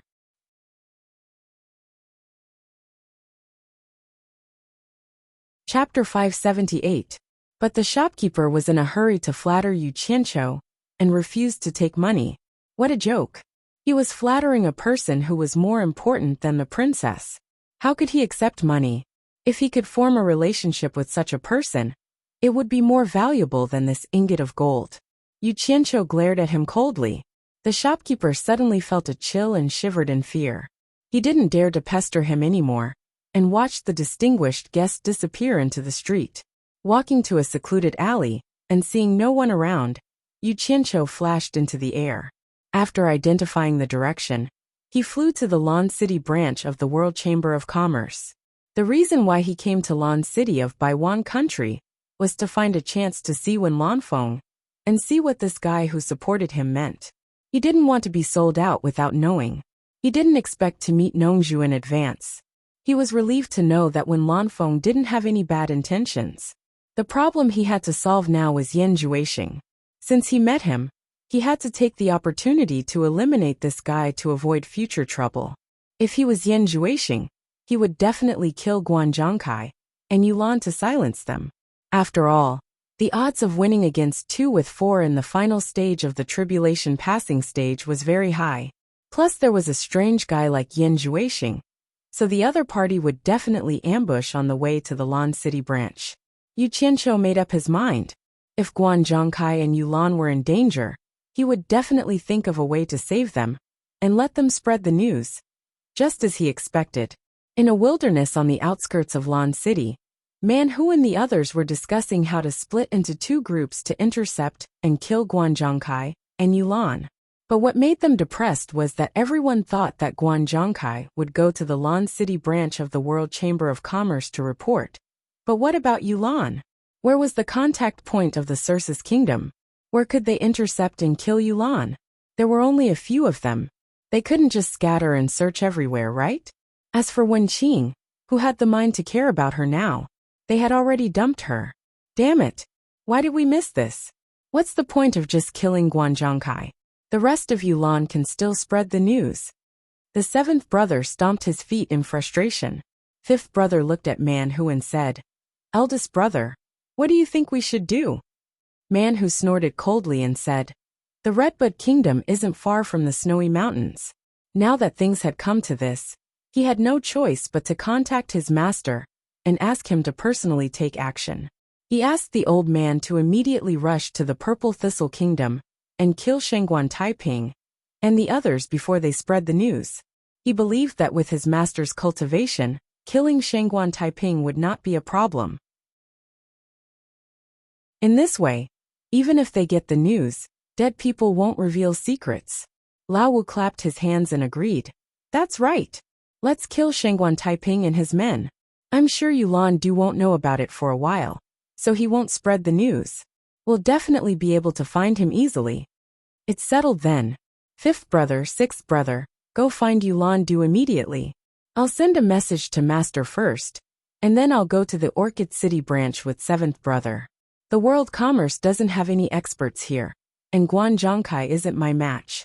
The 2 of us are enough to wipe out the Orchid City branch. Man Hu waved his hand and said, Let's split up. Just as Lao Wu and Lao Lu were about to leave, they heard Yin Juixing, who had been frowning and pondering, shout, Wait! The 4 martial brothers all paused, and Man Hu asked doubtfully, Young Palace Master, this matter shouldn't be delayed. What else do you have to say? Yin Juixing shook his head and sighed. Do you really think that Nyoye just casually mentioned it, and will really stay out of it? That's impossible. If I'm not mistaken, he purposely said those words for Guan Zhongkai and Yulan to hear. If he really wants to stay out of it, it's fine as long as he knows it. Why must he say it out loud? Maybe he really spilled the beans? This kind of thing isn't impossible, Lao Chi casually said. Man who raised his hand to signal him to shut up, frowned and said in a deep voice, "Young palace master is right. Niu Yid's last words are indeed fanning the flames." Young palace master, what do you mean? I have a feeling that Niu Yid is purposely targeting me. Yan Juexing's eyes stared coldly in the direction of Lan City, gritted his teeth and said, "Since he deliberately wants Guan Zhongkai and Yulan to spread the news, how can he let us kill the two of them so easily? If I'm not wrong, he will definitely obstruct us. With his cultivation, which one of us can stop him? Furthermore, if we make a move, it will make it even more obvious that we have ulterior motives, and it will prove that we want to silence them. At that time, we won't even have a chance to redeem ourselves. With all the countries fighting together, how can Senior Bing withstand the joint attack of a few experts? What a vicious plan. What is this Nyoya trying to do? We have no enmity with him." Lao Wu let out a breath of cold air. Lao Chi weakly asked, "Do you guys think that master has some enmity with him? What's the point of saying this now?" Man who glared at him, then turned back and said, "Young palace master, do you have an idea?" "It can't be considered an idea. We can only try it as a last resort. At least there's a chance to recover our losses." Yan Juexing quickly analyzed to the others. "The only thing we need to do now is to immediately send a message to Senior Bing, so that he can be prepared. We have to return to Snowy Mountain as soon as possible before the news spreads. Otherwise, it won't be safe to stay anywhere. Once we have a foothold, we can accuse Niu Yid of spouting nonsense. After all, Niu Yid is a big liar, and everyone in the cultivation world knows that. In terms of credibility, we are better than him. In the end, it will depend on whose words are more trustworthy. This is our only chance." The others nodded slightly. Man who clapped his hands and said, "All right, it's decided. You guys bring young palace master and hurry on with the journey. After I send the message to master, I will immediately rush over. There's no time to lose, let's go." In the blink of an eye, the four of them quickly flew into the sky. Man who was alone in the wilderness. He took out a handful of spirit stones, found the direction of Snowy Mountain, and used his unique voice transmission secret technique to send a message. Yu Qianqiu flew along the route from Lan City to the World Commerce Association's branch. Along the way, he didn't even see any signs of fighting, let alone hear any sounds of fighting. The Lan City branch was just ahead, so why wasn't there any reaction? Yu Qianqiu floated in the air, pinched his chin, and muttered to himself, "Strange, could it be that I made a mistake in my judgment? Or could Yan Juexing and the others bear the consequences of this news spreading? It can't be that awesome, right?" Logically speaking, the World Commerce Association is the most powerful and has the widest channels to spread the news. The first person they would kill should be Guan Zhongkai. Just as he was about to go to the Lan City branch to see if Guan Zhongkai was there, he heard someone shouting, "Senior Niu, why are you here?" Yu Qianqiu tilted his head and saw Guan Zhongkai and Yulan coming together, followed by more than 10 people. The group of people gathered in the air and bowed to him. "Senior Niu." "No need to stand on ceremony." Yu Qianqiu raised his hand, suppressing the doubts in his heart, and asked Guan Zhongkai, "You've already sent the news back to the World Commerce Association's headquarters?" Guan Zhongkai rubbed his palms excitedly and said, "That's right, my master personally received the news. At the same time, my master also told this junior to thank senior, saying that if it wasn't for senior, we wouldn't have discovered such a major hidden danger." He was so excited because Sikong Ju praised him for doing well this time, saying that he would personally tell Grandmaster Yin Baikong. As for his previous mistakes, he wouldn't pursue it anymore, and his authority in the World Commerce Association was restored. What a joke! This authority wasn't simple. In terms of seniority, he was the number 4 person in the World Commerce Association. He was second only to his martial uncle Jing Yuankong. How could he not be happy? As a matter of fact, As soon as he regained his authority to mobilize manpower, he immediately mobilized the 15 experts of the branch here. Half of it was for Yulan to see, to tell him that he hadn't lost power in the World Commerce Association. The other half was to ensure Yulan's safety when he went to deliver the news. After all, he was also worried that Man Hu and the others would silence them. If an accident happened, with these people blocking, it would be enough for the two of them to escape. Haha, don't thank me. This matter has nothing to do with me. You guys go do what you need to do. Yu Qianqiu politely and humbly brushed these people off. Watching the group of people disappear into the distance, he still had a stomach full of doubts, and felt that something was wrong. After that, he arrived at the Lan City branch. The manager here also recognized him, and immediately received him warmly. Yu Qianqiu let the manager do what he needed to and didn't need to care about him. Sitting in the inner hall, and waiting for Guan Zhongkai to return, he frowned and thought about what went wrong. It shouldn't be like this. World Commerce Association Headquarters, Cornucopia God of Wealth Peak. After Sikong-ju received the news from his disciple, he immediately went to the Hall of Wealth at the top of the God of Wealth Peak, and quickly informed the seated Yin Baikong of the news. What? There's such a thing. Yin Baikong opened his eyes and stood up. He stared at his eldest disciple and shouted, "Are you sure that this news is true? It shouldn't be false."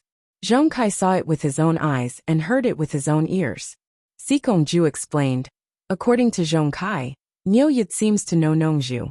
After sending Nongzhu out of the restaurant, he accidentally saw Yin Juexing and asked him a few questions on the spot. Although Niuyid didn't take it seriously after asking, Zhongkai saw that Yin Juexing and the others became nervous and quickly left. Zhongkai felt that this was a serious matter and immediately returned to the Lan City branch to report this matter to me. Yin Baikong squinted his eyes and said, "You mean that Bing Qingzi's disciples know this secret?" This is only Zhongkai's judgment based on the situation on the spot.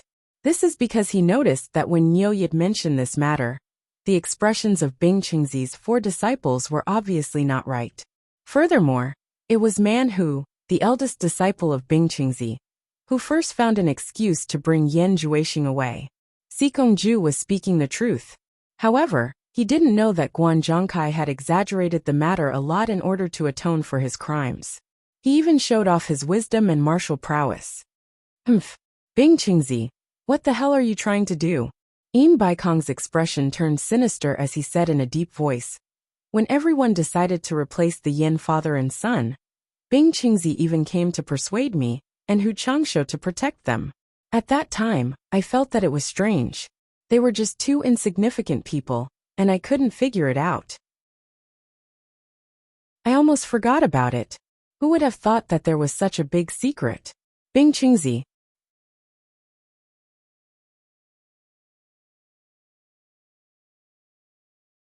Chapter 579. Sikong-ju sighed. Speaking of which, we really have to thank that Niuyid this time. If it wasn't for him seeing through us, we would still be in the dark. However, that Niuyid is really powerful. I wonder how high his cultivation is. Let's put Niuyid's matter aside. Who else knows about Yin Juexing? Yin Baikong asked. Shangguan Taiping's disciple. Yulan Duhe was also at the scene and saw some clues. Right now, Zhongkai is escorting him to deliver the news. Sikong-ju replied. Fool. Yin Baikong scolded, and immediately made arrangements. Before the news spreads, immediately send an order to all the branches to search for Yin Juexing's whereabouts. We must find him before anyone else. You will personally oversee this matter. Once you find Yin Juexing, you must capture him alive. I want to see what kind of heaven-defying cultivation technique he's hiding. Sikong-ju was slightly startled. He immediately understood his master's meaning. He shouldn't have left Yulan Du alive and let him deliver the news to Shangguan Taiping. How could such a heaven-defying cultivation technique fall into the hands of others? However, it was too late to regret now. A trace of regret flashed across Sikong-ju's face. He immediately cupped his hands and said, "I'll go arrange it now." Just as he turned around, he heard his master say with a gratified tone, "Your muddle-headed disciple Guan Zhongkai has done a good job." When he returns, I'll personally see him. Sikongju turned around and declined. Master is overpraising me. He made 2 mistakes previously, and this disciple has already thickened his face to protect him. This time he's only atoning for his mistakes. How would I dare to let Master see him personally? Sikongju didn't report Guan Zhongkai's 2 mistakes to his master. Although it was within his authority, he didn't think that he could hide it from his master. Since it was already mentioned, he naturally had to make it clear. He was very clear about his master Im Baikong's character. These words of praise were actually a test. If he didn't know about Guan Zhongkai's mistakes, then he would be an idiot. Im Baikong gave a non-committal N. Sikongju sneaked a glance and saw that his master's expression had eased up quite a bit. He was even more certain that his master was just testing him. His back was already drenched in cold sweat. Im Baikong waved his hand at him, and Sikongju quickly descended the mountain. The origin of the Redbud Kingdom's name was because there was a sea of redbud flowers that covered an area of several hundred miles in the kingdom. The people in the country liked to climb high mountains to see the endless sea of Chinese redbud flowers. The red and green colors were pleasing to the eye. However, they could only watch from afar and were not allowed to enter. Even the nobles were the same. This forbidden area had existed for many years. Although the imperial court had given strict orders, it was still too vast. It was impossible to send people to guard it. Thus, there were often people who wanted to sneak in to see what was going on. But those who entered usually never returned. Gradually, although this gorgeous sea of redbud flowers was pleasing to the eye, it also seemed somewhat strange, and no one dared to trespass. In the depths of the sea of redbud flowers, in a place that was difficult for outsiders to see, there was actually a stretch of magnificent buildings. Inside the main building, the Grand Redbud Flower Palace, the Mid-Soul Formation cultivator Shengguan Taiping had just received a message from his disciple, Yulan Du. After recovering from his shock, he was now pacing back and forth alone in the hall, constantly muttering the 3 words Im Baikong. Of course, he wanted to obtain the peerless magic art that could dominate the world. However, this news had already fallen into Im Baikong's hands. Although he was the second to know, he knew that with the World Commerce Association interfering, this piece of meat would not belong to him. Presumably, the World Commerce Association had already taken action. What worried him the most was that the Great Snow Mountain where Bing Qingzi, who was currently ranked 3rd in the cultivation world, lived was not far from here. It was a neighboring country. If he interfered in this matter, Bing Qingzi might be the first to deal with him. This would not be fun. Although Bai Changchun has the ability to dominate the cultivation world, he has never had such great ambitions. Now that everyone is living in peace, this is good. If the likes of Im Baikong were to have such strength, I'm afraid there would be no place for me to stand. I didn't expect Bing Qingzi to be such an ambitious person. Shengguan Taiping folded his arms and laughed to himself, muttering, "This matter must be known to the people of the world. Humph. Whoever wants to dominate the cultivation world has to ask the consent of the cultivators of the world." Finished speaking, he turned around and strode towards the rear hall. He had already made his decision. No matter how tempting this fruit was, he had to endure it. With his cultivation, there was no chance of him taking advantage of this opportunity. He had to spread this news as soon as possible, otherwise he might lose his life because of this news. Im Baikong was not a good person. Man Hu and the others finally experienced the power of the World Commerce Association. Originally, with their cultivation, they would have reached the Great Snow Mountain in less than 3 days. However, after 3 days, they had only covered half of the distance. There was really no other way. Wherever there was a possibility of leading to the Great Snow Mountain, there were people from the World Commerce Association hiding everywhere. Along the way, they had already tried to be as low-key as possible. However, there were constantly people who disregarded their lives and forcefully obstructed them, as if they had received a death order. The 5 of them had already fought dozens of battles, killing at least 200 to 300, if not 400 to 500 enemies. Fortunately, with the cultivation of the 5 of them, they were able to grit their teeth and endure it, and nothing happened to them. Now that things had come to this, It was clear that the entire World Commerce Association had been mobilized. Once their whereabouts were exposed, there were more and more people intercepting them. The opponents' cultivation was also getting higher and higher. Among the people they encountered, the number of experts at the late tribulation passing stage was gradually increasing. This was not a good sign. In a dense forest, the 5 people were hiding. From their appearance, they seemed to be in a somewhat sorry state. Number 5, Number 6 and Number 7 stood in a triangle, vigilantly watching their surroundings. Yan Juexing, who was surrounded by the 3 of them, was sitting cross-legged. If one looked closely, they would discover that he was not actually sitting on the ground. He was still a few inches off the ground, floating up and down slightly with his eyes closed. 7 poisonous snake-like black fiendish auras were swimming around his body. Within each black fiendish aura, there was a faintly discernible blood light flashing, appearing exceptionally strange. At the side, man whose expression was solemn as he carefully guarded Yan Juexing, like a personal bodyguard. In the past few days of battle, they had continuously killed several late tribulation passing stage experts. To others, it was not a big deal if they could kill him. But to Yan Juexing, who cultivated demonic arts, a late tribulation passing stage nascent soul was an excellent tonic.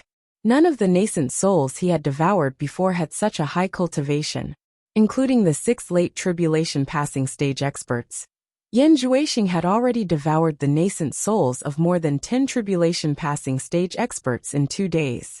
Man Hu and the others were the first to see this bloody scene of devouring. They were somewhat shocked, but they were already numb to it and did not find it strange.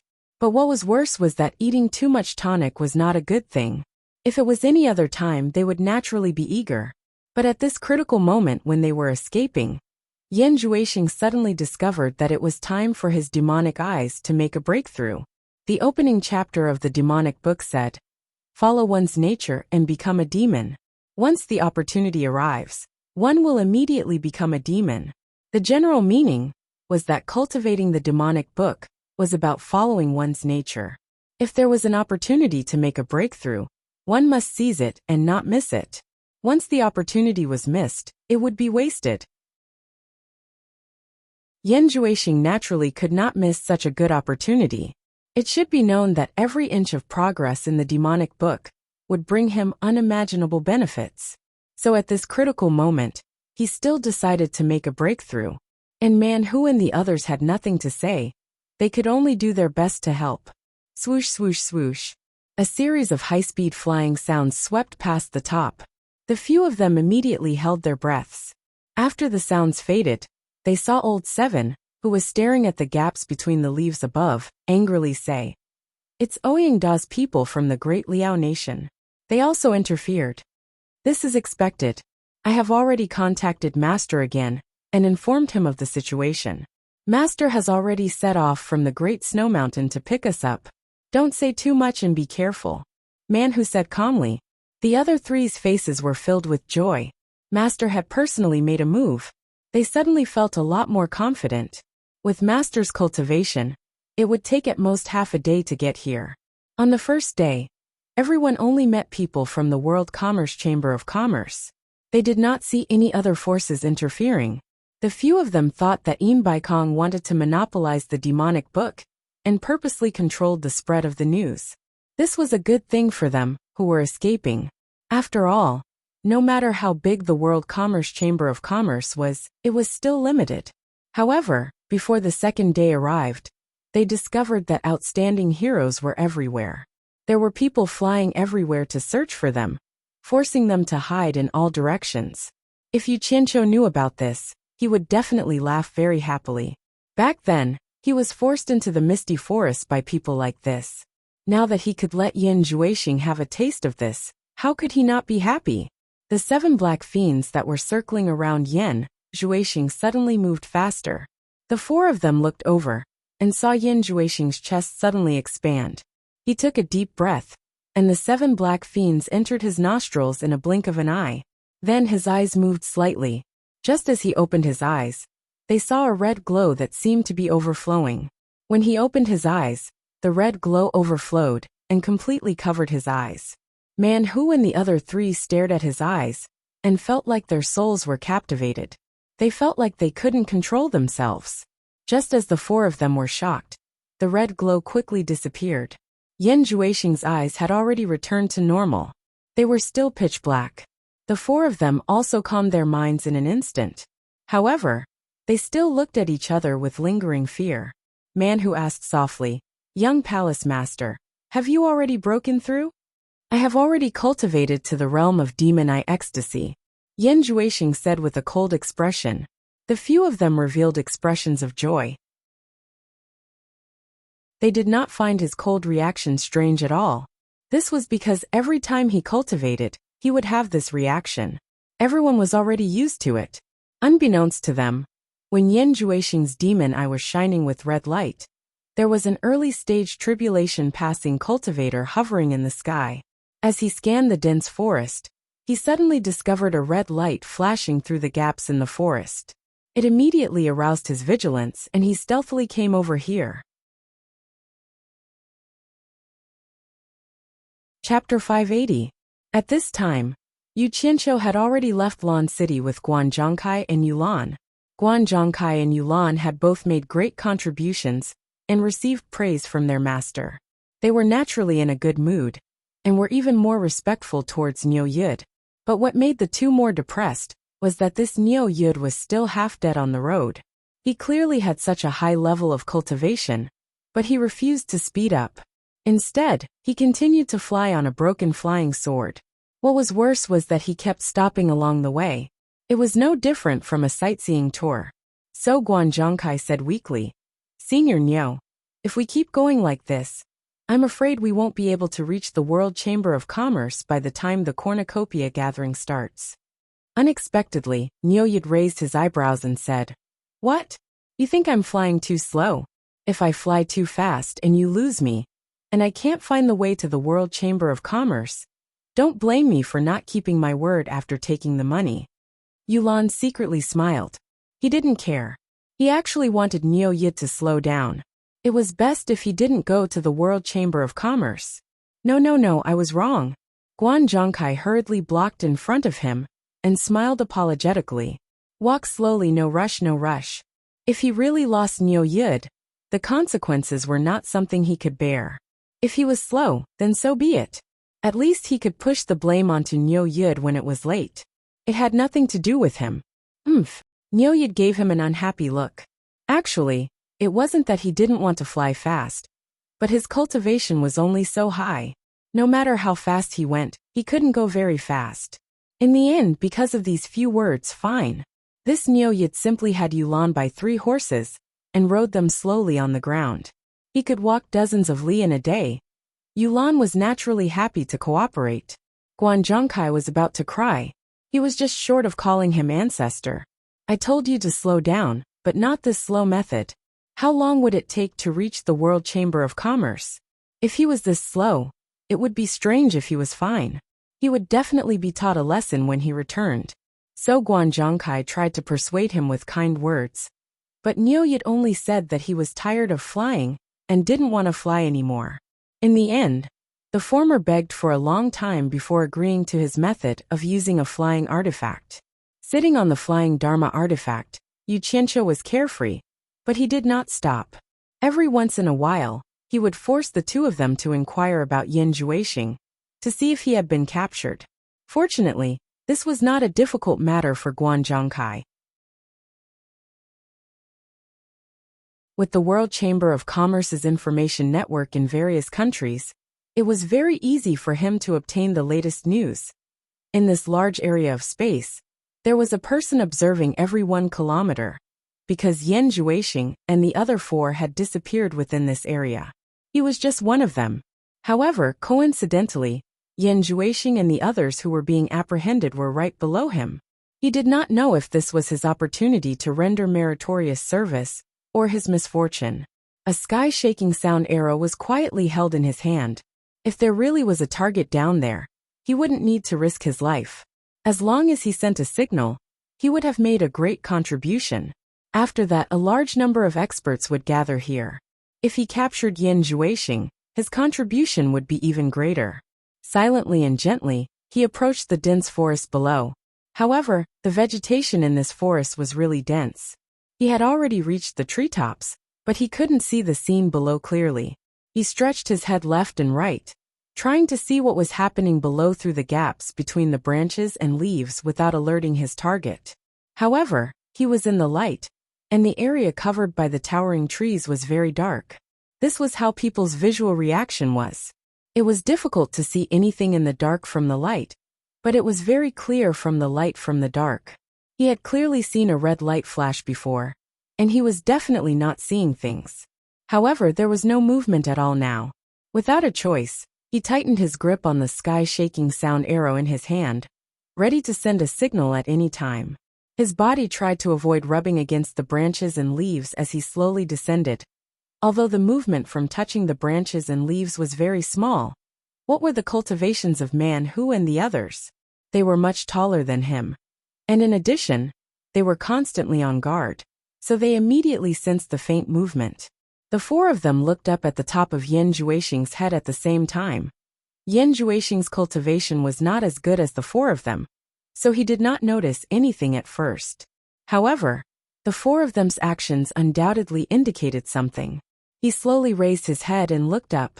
The light from the branches and leaves was flickering, and he could vaguely see a person diving down. The seventh brother had a fierce expression as he prepared to kill him. Man-Hu quickly signaled his three juniors to not act blindly without thinking, and transmitted his voice. Everyone hide well. He has a whistling arrow in his hand. Wait for him to come down before making a move. Don't give him a chance to send a signal. The four of them quietly hid behind a big tree, ready to launch a sneak attack. However, they discovered that Yan Juexing slowly stood up in the air, and did not have the slightest intention of hiding. Man-Hu anxiously transmitted his voice. Young Palace Master, don't beat the grass and alert the snake. Don't worry, I just wanted to test the power of the demon eye ecstasy. Yan Juexing raised his head and looked up. Just in time. Just as he finished speaking, his eyes suddenly blossomed with a demonic red light. The cultivator who had dived down had mixed into the shade of the trees, and had gradually adapted to the darkness below. Stealthily pushing aside the last eyesore in front of him, he focused his gaze and looked down. What surprised him was that there seemed to be someone looking at him from below. From the light that leaked out, he could see the glimmer in the other party's eyes. In that instant, the pair of ice-cold eyes suddenly glowed with a demonic and breathtaking red light. It reflected directly into his eyes, and then he couldn't see anything. Only his eyes were filled with red. His consciousness instantly fell into a coma, and when he suddenly woke up, he discovered that he was in a boundless sea of blood, panic, fear, and he wanted to shout loudly, and he wanted to struggle with all his might. However, he discovered that he could not shout, and his limbs were so heavy that he could not even move a finger. At this moment, a light suddenly appeared in the distant sea of blood, and it seemed to be an escape route. Come over, come over, come over. In the direction of the exit, there were people constantly calling out to him. And then he involuntarily floated over. Man-Hu and the other three stared nervously in this direction. Once the other party sent out a signal, the consequences would be unimaginable. It was not like before. At that time, it was only the World Commerce Association that was chasing, but now, all the powers had come to join in the fun. Yan Juexing's demonic eye activated, and when the red light lit up, the four of them felt their minds ripple. Fortunately, it was not targeted at the four of them, so it did not affect them much. Yan Juexing stretched out his hand towards the person hiding behind the tree, and softly called out, "Come over." The voice was like a sleep-talking murmur, like a mother calling her naughty son home for dinner, harmless and warm. As for the person behind the tree, he pushed aside the tree branches, and slowly floated towards Yan Juexing with a dazed look in his eyes. He was still holding the sky-shaking sound arrow in his hand, but it did not have any effect. Instead, he stiffly loosened his fingers, and the arrow fell onto the thick layer of leaves. The red light in Yan Juexing's eyes had already disappeared, and his eyes had turned into an abnormally terrifying blood-red color. It made one's scalp tingle, and it did not look like a human's eyes. that cultivator quietly floated in front of Yin Juexing, and with a silly smile, he stared at that pair of blood-red eyes. Yin Juexing stretched out his hand and gently stroked his face. His movements were very gentle. Just as the smile on that cultivator's face grew wider, the blood red in Yin Juexing's eyes faded, and he regained his cold and emotionless look. That cultivator immediately became confused, as if he could not find his way. Man Hu and the other three were no longer affected when Yin Juexing withdrew the red light in his eyes. But they still stared dumbfoundedly at this abnormally strange scene. Suddenly, Yin Juexing's hand that was caressing the other party changed from gentle to sinister 5 claws. With a lingering killing intent, it pierced into the lower half of the other party's face with a crack. From the nose to the entire chin, it was completely wrapped in this claw. Fresh blood flowed out uncontrollably. That cultivator felt the pain, and his eyes instantly regained clarity. Then they bulged out, filled with disbelief. Struggle. But with half of his face being grabbed, how could he struggle free? The more he struggled, the more pain he felt. He could not even make a sound of pain or cry for help. His nose and mouth were grabbed by the other party. So how could he make a sound? Gotcha. Half of his face was crushed together, and a bloody hole appeared on the lower half of his face. The breath exhaled from the bloody hole blew out a blood bubble, and with a pew, it burst. That person almost fainted from the pain and lost control of his body. Just as he was about to fall, Yin Juexing expressionlessly clenched his 5 claws into a fist and lightly shouted, "Little devil fist." A fist imprinted on the other party's chest. Bang! The sound was not too loud, and it was only a muffled sound. Obviously, the strength was controlled perfectly. However, that cultivator exploded into pieces in an instant, and blood rained down on the ground. Yin Juexing, who was floating in the forest, expressionlessly shook off the blood on his hand. The strange thing was that his hand did not seem to be stained with blood. He just shook it, and there was not even a trace of blood on his hand. He glanced at the direction where the 4 of them were hiding, and as if nothing had happened, he said, "State Preceptor, let us continue on our way." The 4 of them walked out silently and looked at the scattered red on the ground. They were still in a daze. They did not expect the devil eye to be so powerful, to be able to directly control people. It was a little too scary. First it was the devil eye, then the devil claw, and finally the little devil fist, which easily solved the problem. The 4 of them thought back to that scene. If it was used on them, they did not know if they could block it. Just thinking about it made them feel a chill down their spines. OL6 picked up the sky-shaking arrow and put it in his storage bag. Man Hu laughed bitterly and waved his hand. "Let's go. Fly close to the ground in the forest. Although the speed is much slower, at least it is safer. I hope I can meet Master soon." After saying that, he identified the direction and flew away. The 4 of them followed closely behind him. The 5 of them fluttered in the forest, avoiding the trees in front of them. Looking at Yin Juexing's flying speed, he was actually not any slower than them. But there was a layer of black light wrapped around his body. This was the flying movement technique from the demonic book, Devil Light Glimpse. Otherwise, with his cultivation, there would be a big gap if he wanted to keep up with the speed of the 4 of them.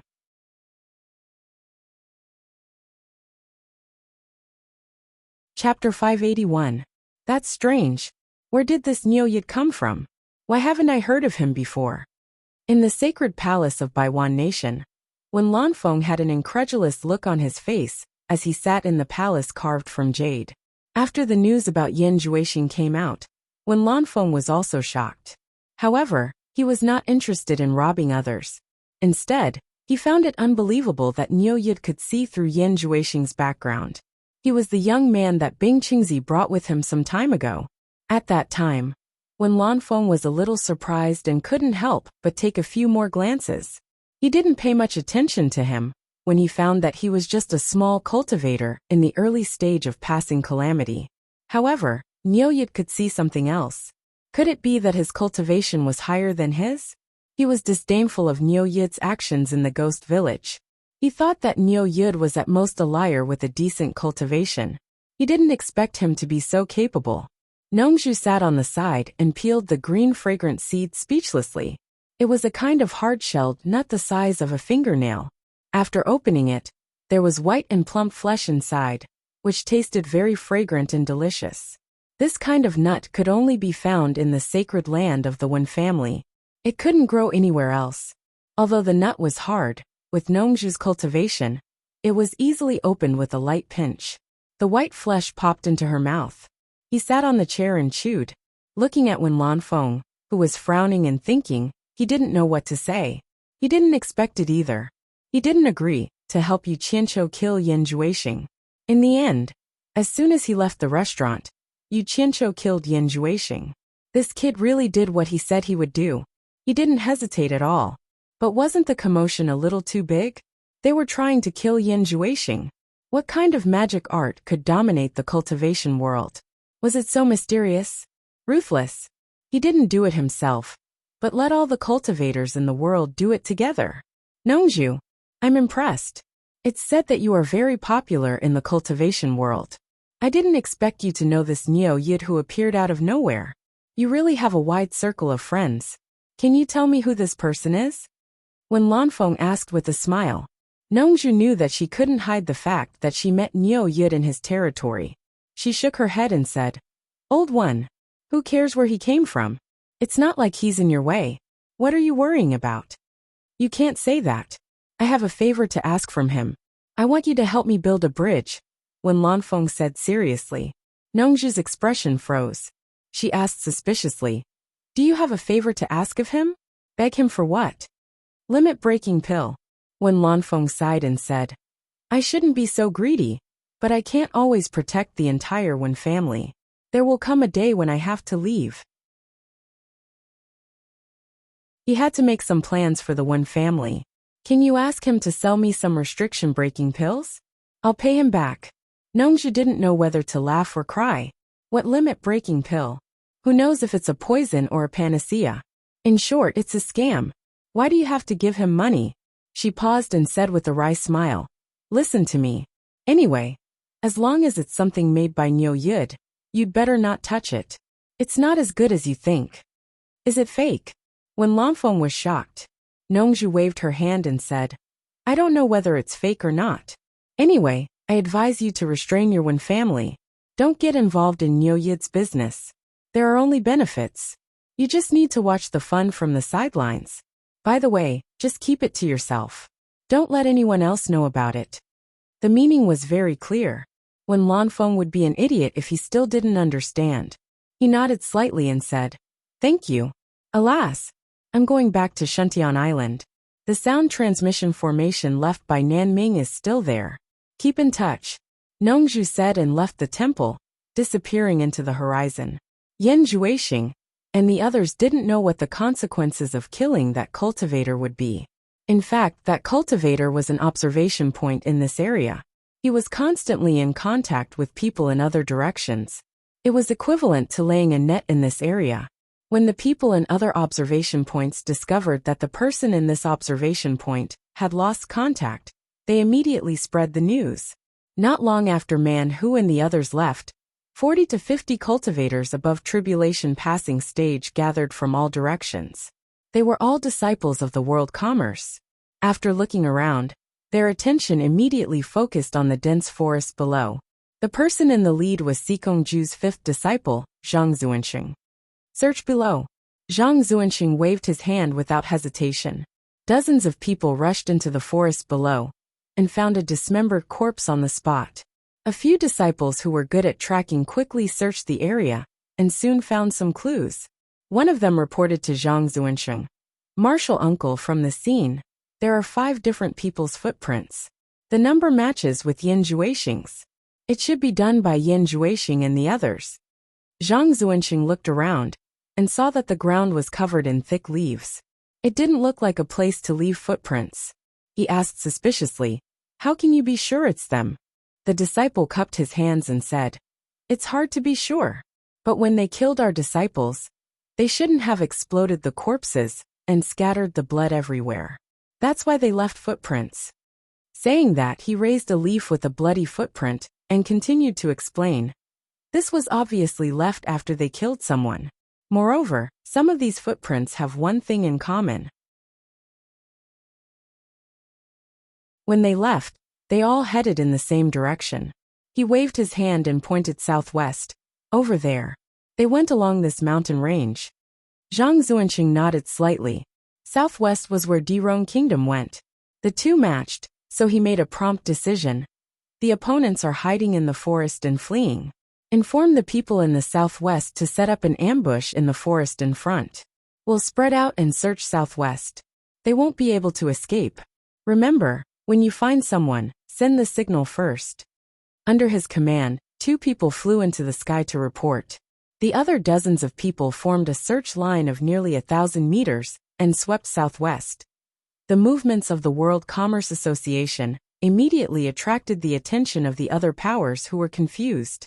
Therefore, the direction of this mountain range immediately became the direction where the powers of the various countries gathered.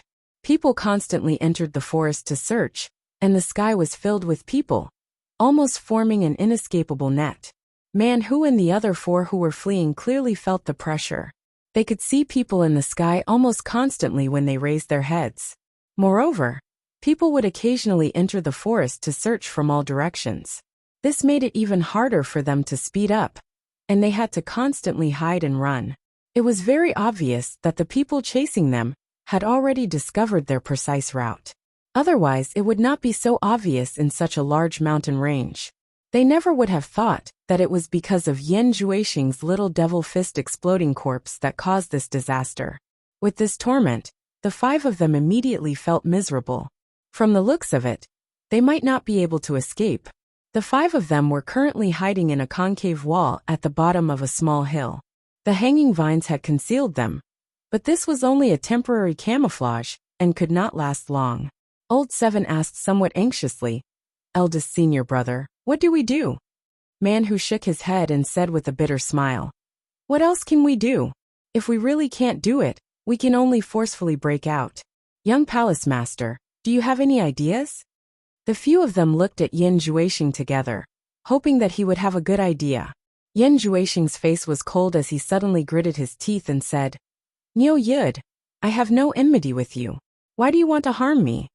The few of them revealed a trace of helplessness when they heard this.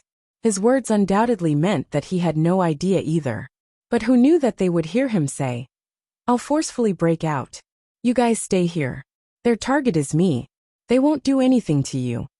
The few of them were greatly shocked and said almost in unison, "No." Yan Zhuixing waved his hand at them and said coldly, "Don't worry. If there aren't any soul formation experts, they might not be able to stop me. If I can escape, I'll naturally go to Snowy Mountain to find you guys." "No," Man Hu firmly denied. "All the forces are mobilizing on a large scale. It's impossible that there aren't any soul formation experts among them. It's too risky." "I have an idea," Old 6 suddenly said. The few of them looked at him and Old 7 said excitedly, "Sixth senior brother, what idea do you have? Quickly say it." Old 6 glanced at them and silently took out the sky-shaking whistle arrow from his storage bag. He said in a deep voice, "You guys continue to move forward secretly. I'll go in the opposite direction. I'll try my best to hold on for 2 hours and increase the distance between us. When the time comes, I'll release this whistle arrow, and it will definitely attract everyone. When the time comes, you guys take the opportunity to quickly leave." The few of them looked at Old 6 in shock. He clearly wanted to sacrifice himself to attract the enemy, so that they could escape. Imagine, if thousands of people found out that they were fooled by him, even if it was Yan Zhuixing, who would let him go? No. Man Hu covered Old 7's mouth with his hand, before he could even shout out. They could only hear the whooshing sound of people passing by above their heads. The few of them gritted their teeth and stared at Old 6. Even Yan Zhuixing, who was usually calm, was moved when he looked at him. When there was no more movement, Man Hu extended his hand to Old 6 and said, "Give me the whistle arrow." Old 6 shook his head and hugged the whistle arrow tightly. He chuckled and said, "I'm still hoping that eldest senior brother will avenge me. Leave this matter to me." "Right, eldest senior brother," Remember to take revenge for second senior brother. Give it to me. You're the senior brother. This kind of matter should be done by me, the junior brother. Old 7 stretched out his hand to snatch it. You guys leave quickly. Old 6 pushed Old 7's hand away. As he spoke, he also flashed out and sneaked in the direction he came from. Old 6. 6 junior brother. 6 senior brother. The few of them anxiously shouted in a low voice, and did not dare to raise their voices. However, even if Old 6 heard them, he did not turn around, and disappeared into the dense forest. The three of them silently lowered their heads with bloodshot eyes.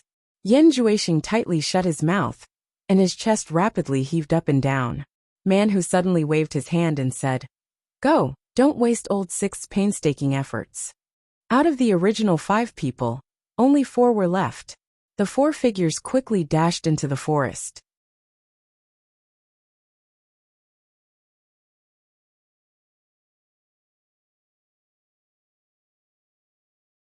Chapter 582.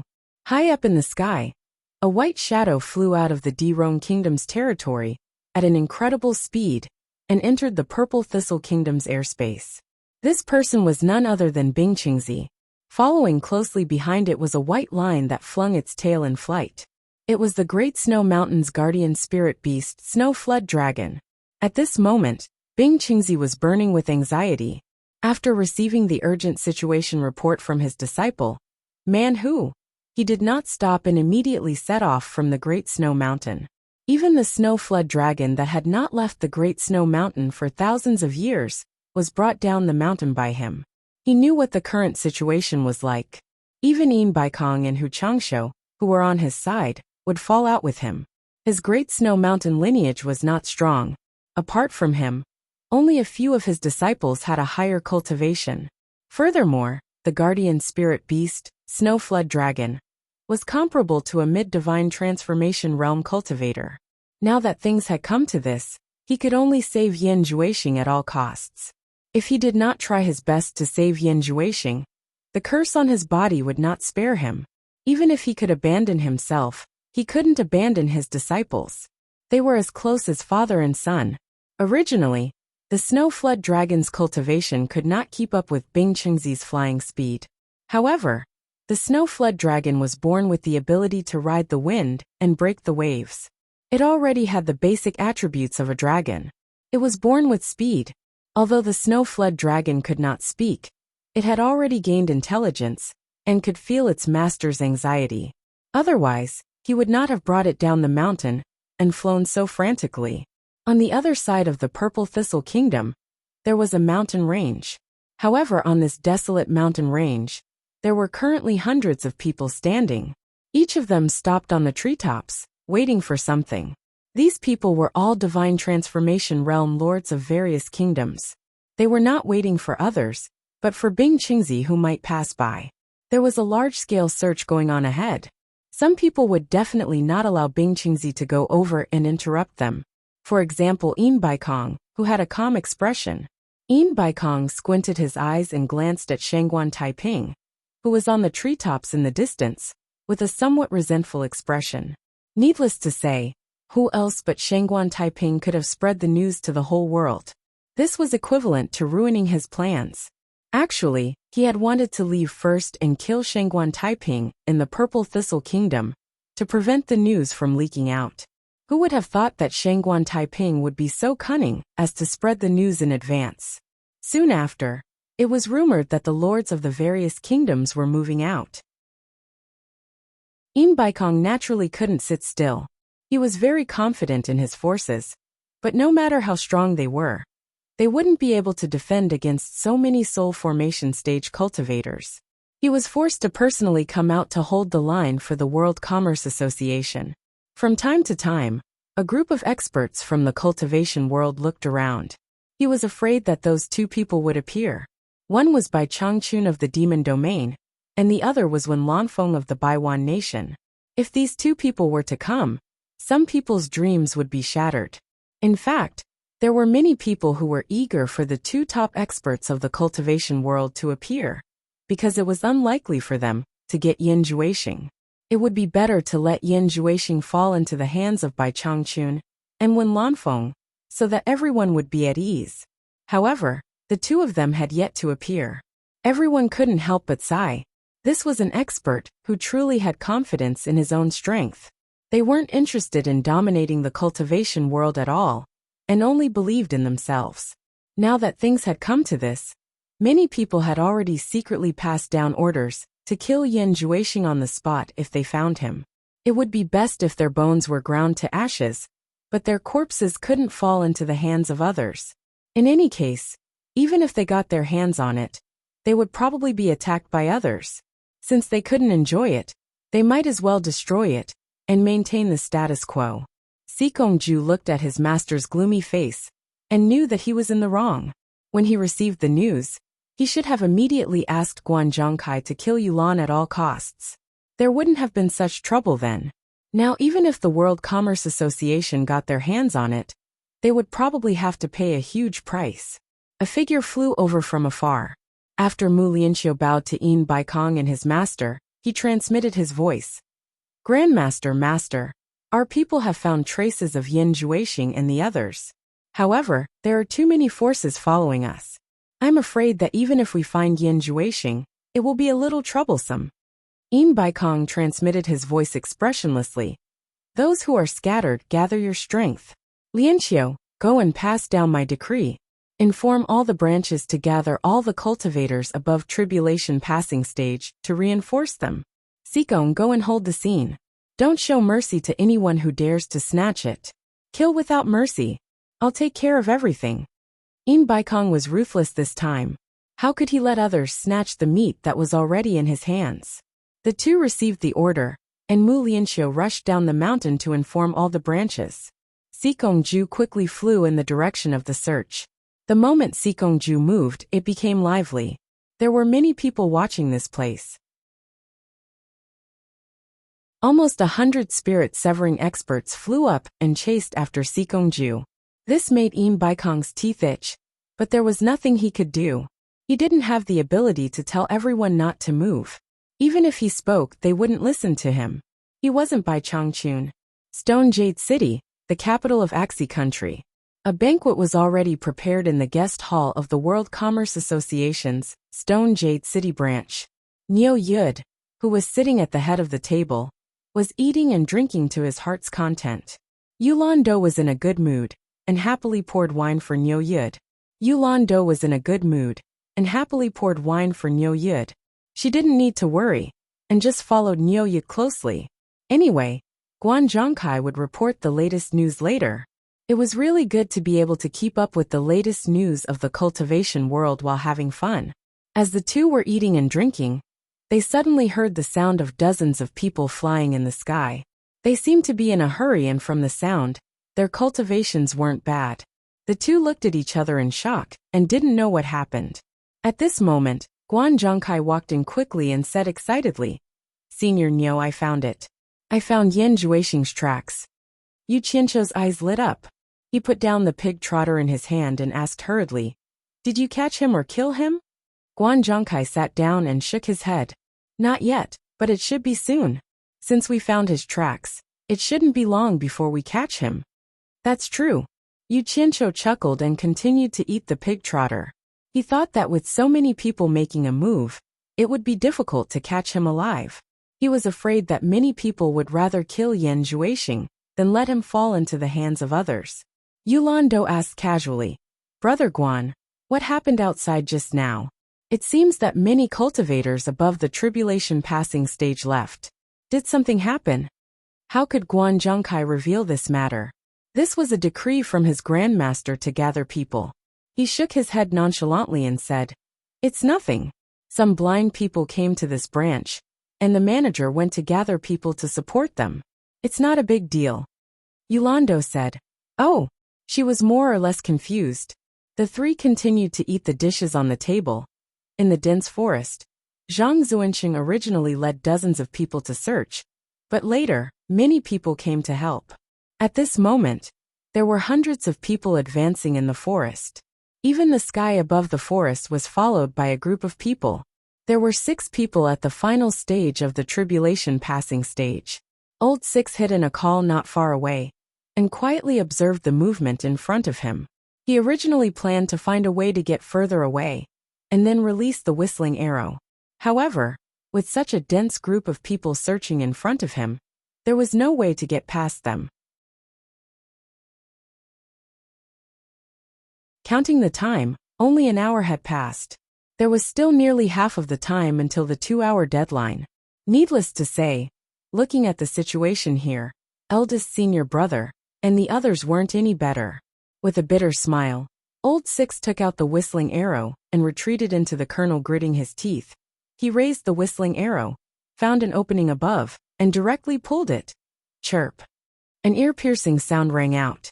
A dazzling blue light rapidly rose from the forest into the sky. With a loud bang, a cloud of blue smoke exploded. It was like a blue mushroom cloud with a long trail below it, indicating where it came from. If it was at night, this mushroom cloud would emit a blue light to guide the way. The entire region was thrown into chaos. Everyone's eyes looked at the blue mushroom cloud. Someone took the lead and shouted, "The World Commerce Association has found the target. Charge over. Speed up, hurry. We can't let Yin Juixing fall into someone else's hands. Charge. Quickly go and support him." Shouts rang out everywhere. Everyone went crazy. There was no other way. Everyone had received a death order. In an instant, countless people swarmed in from all directions.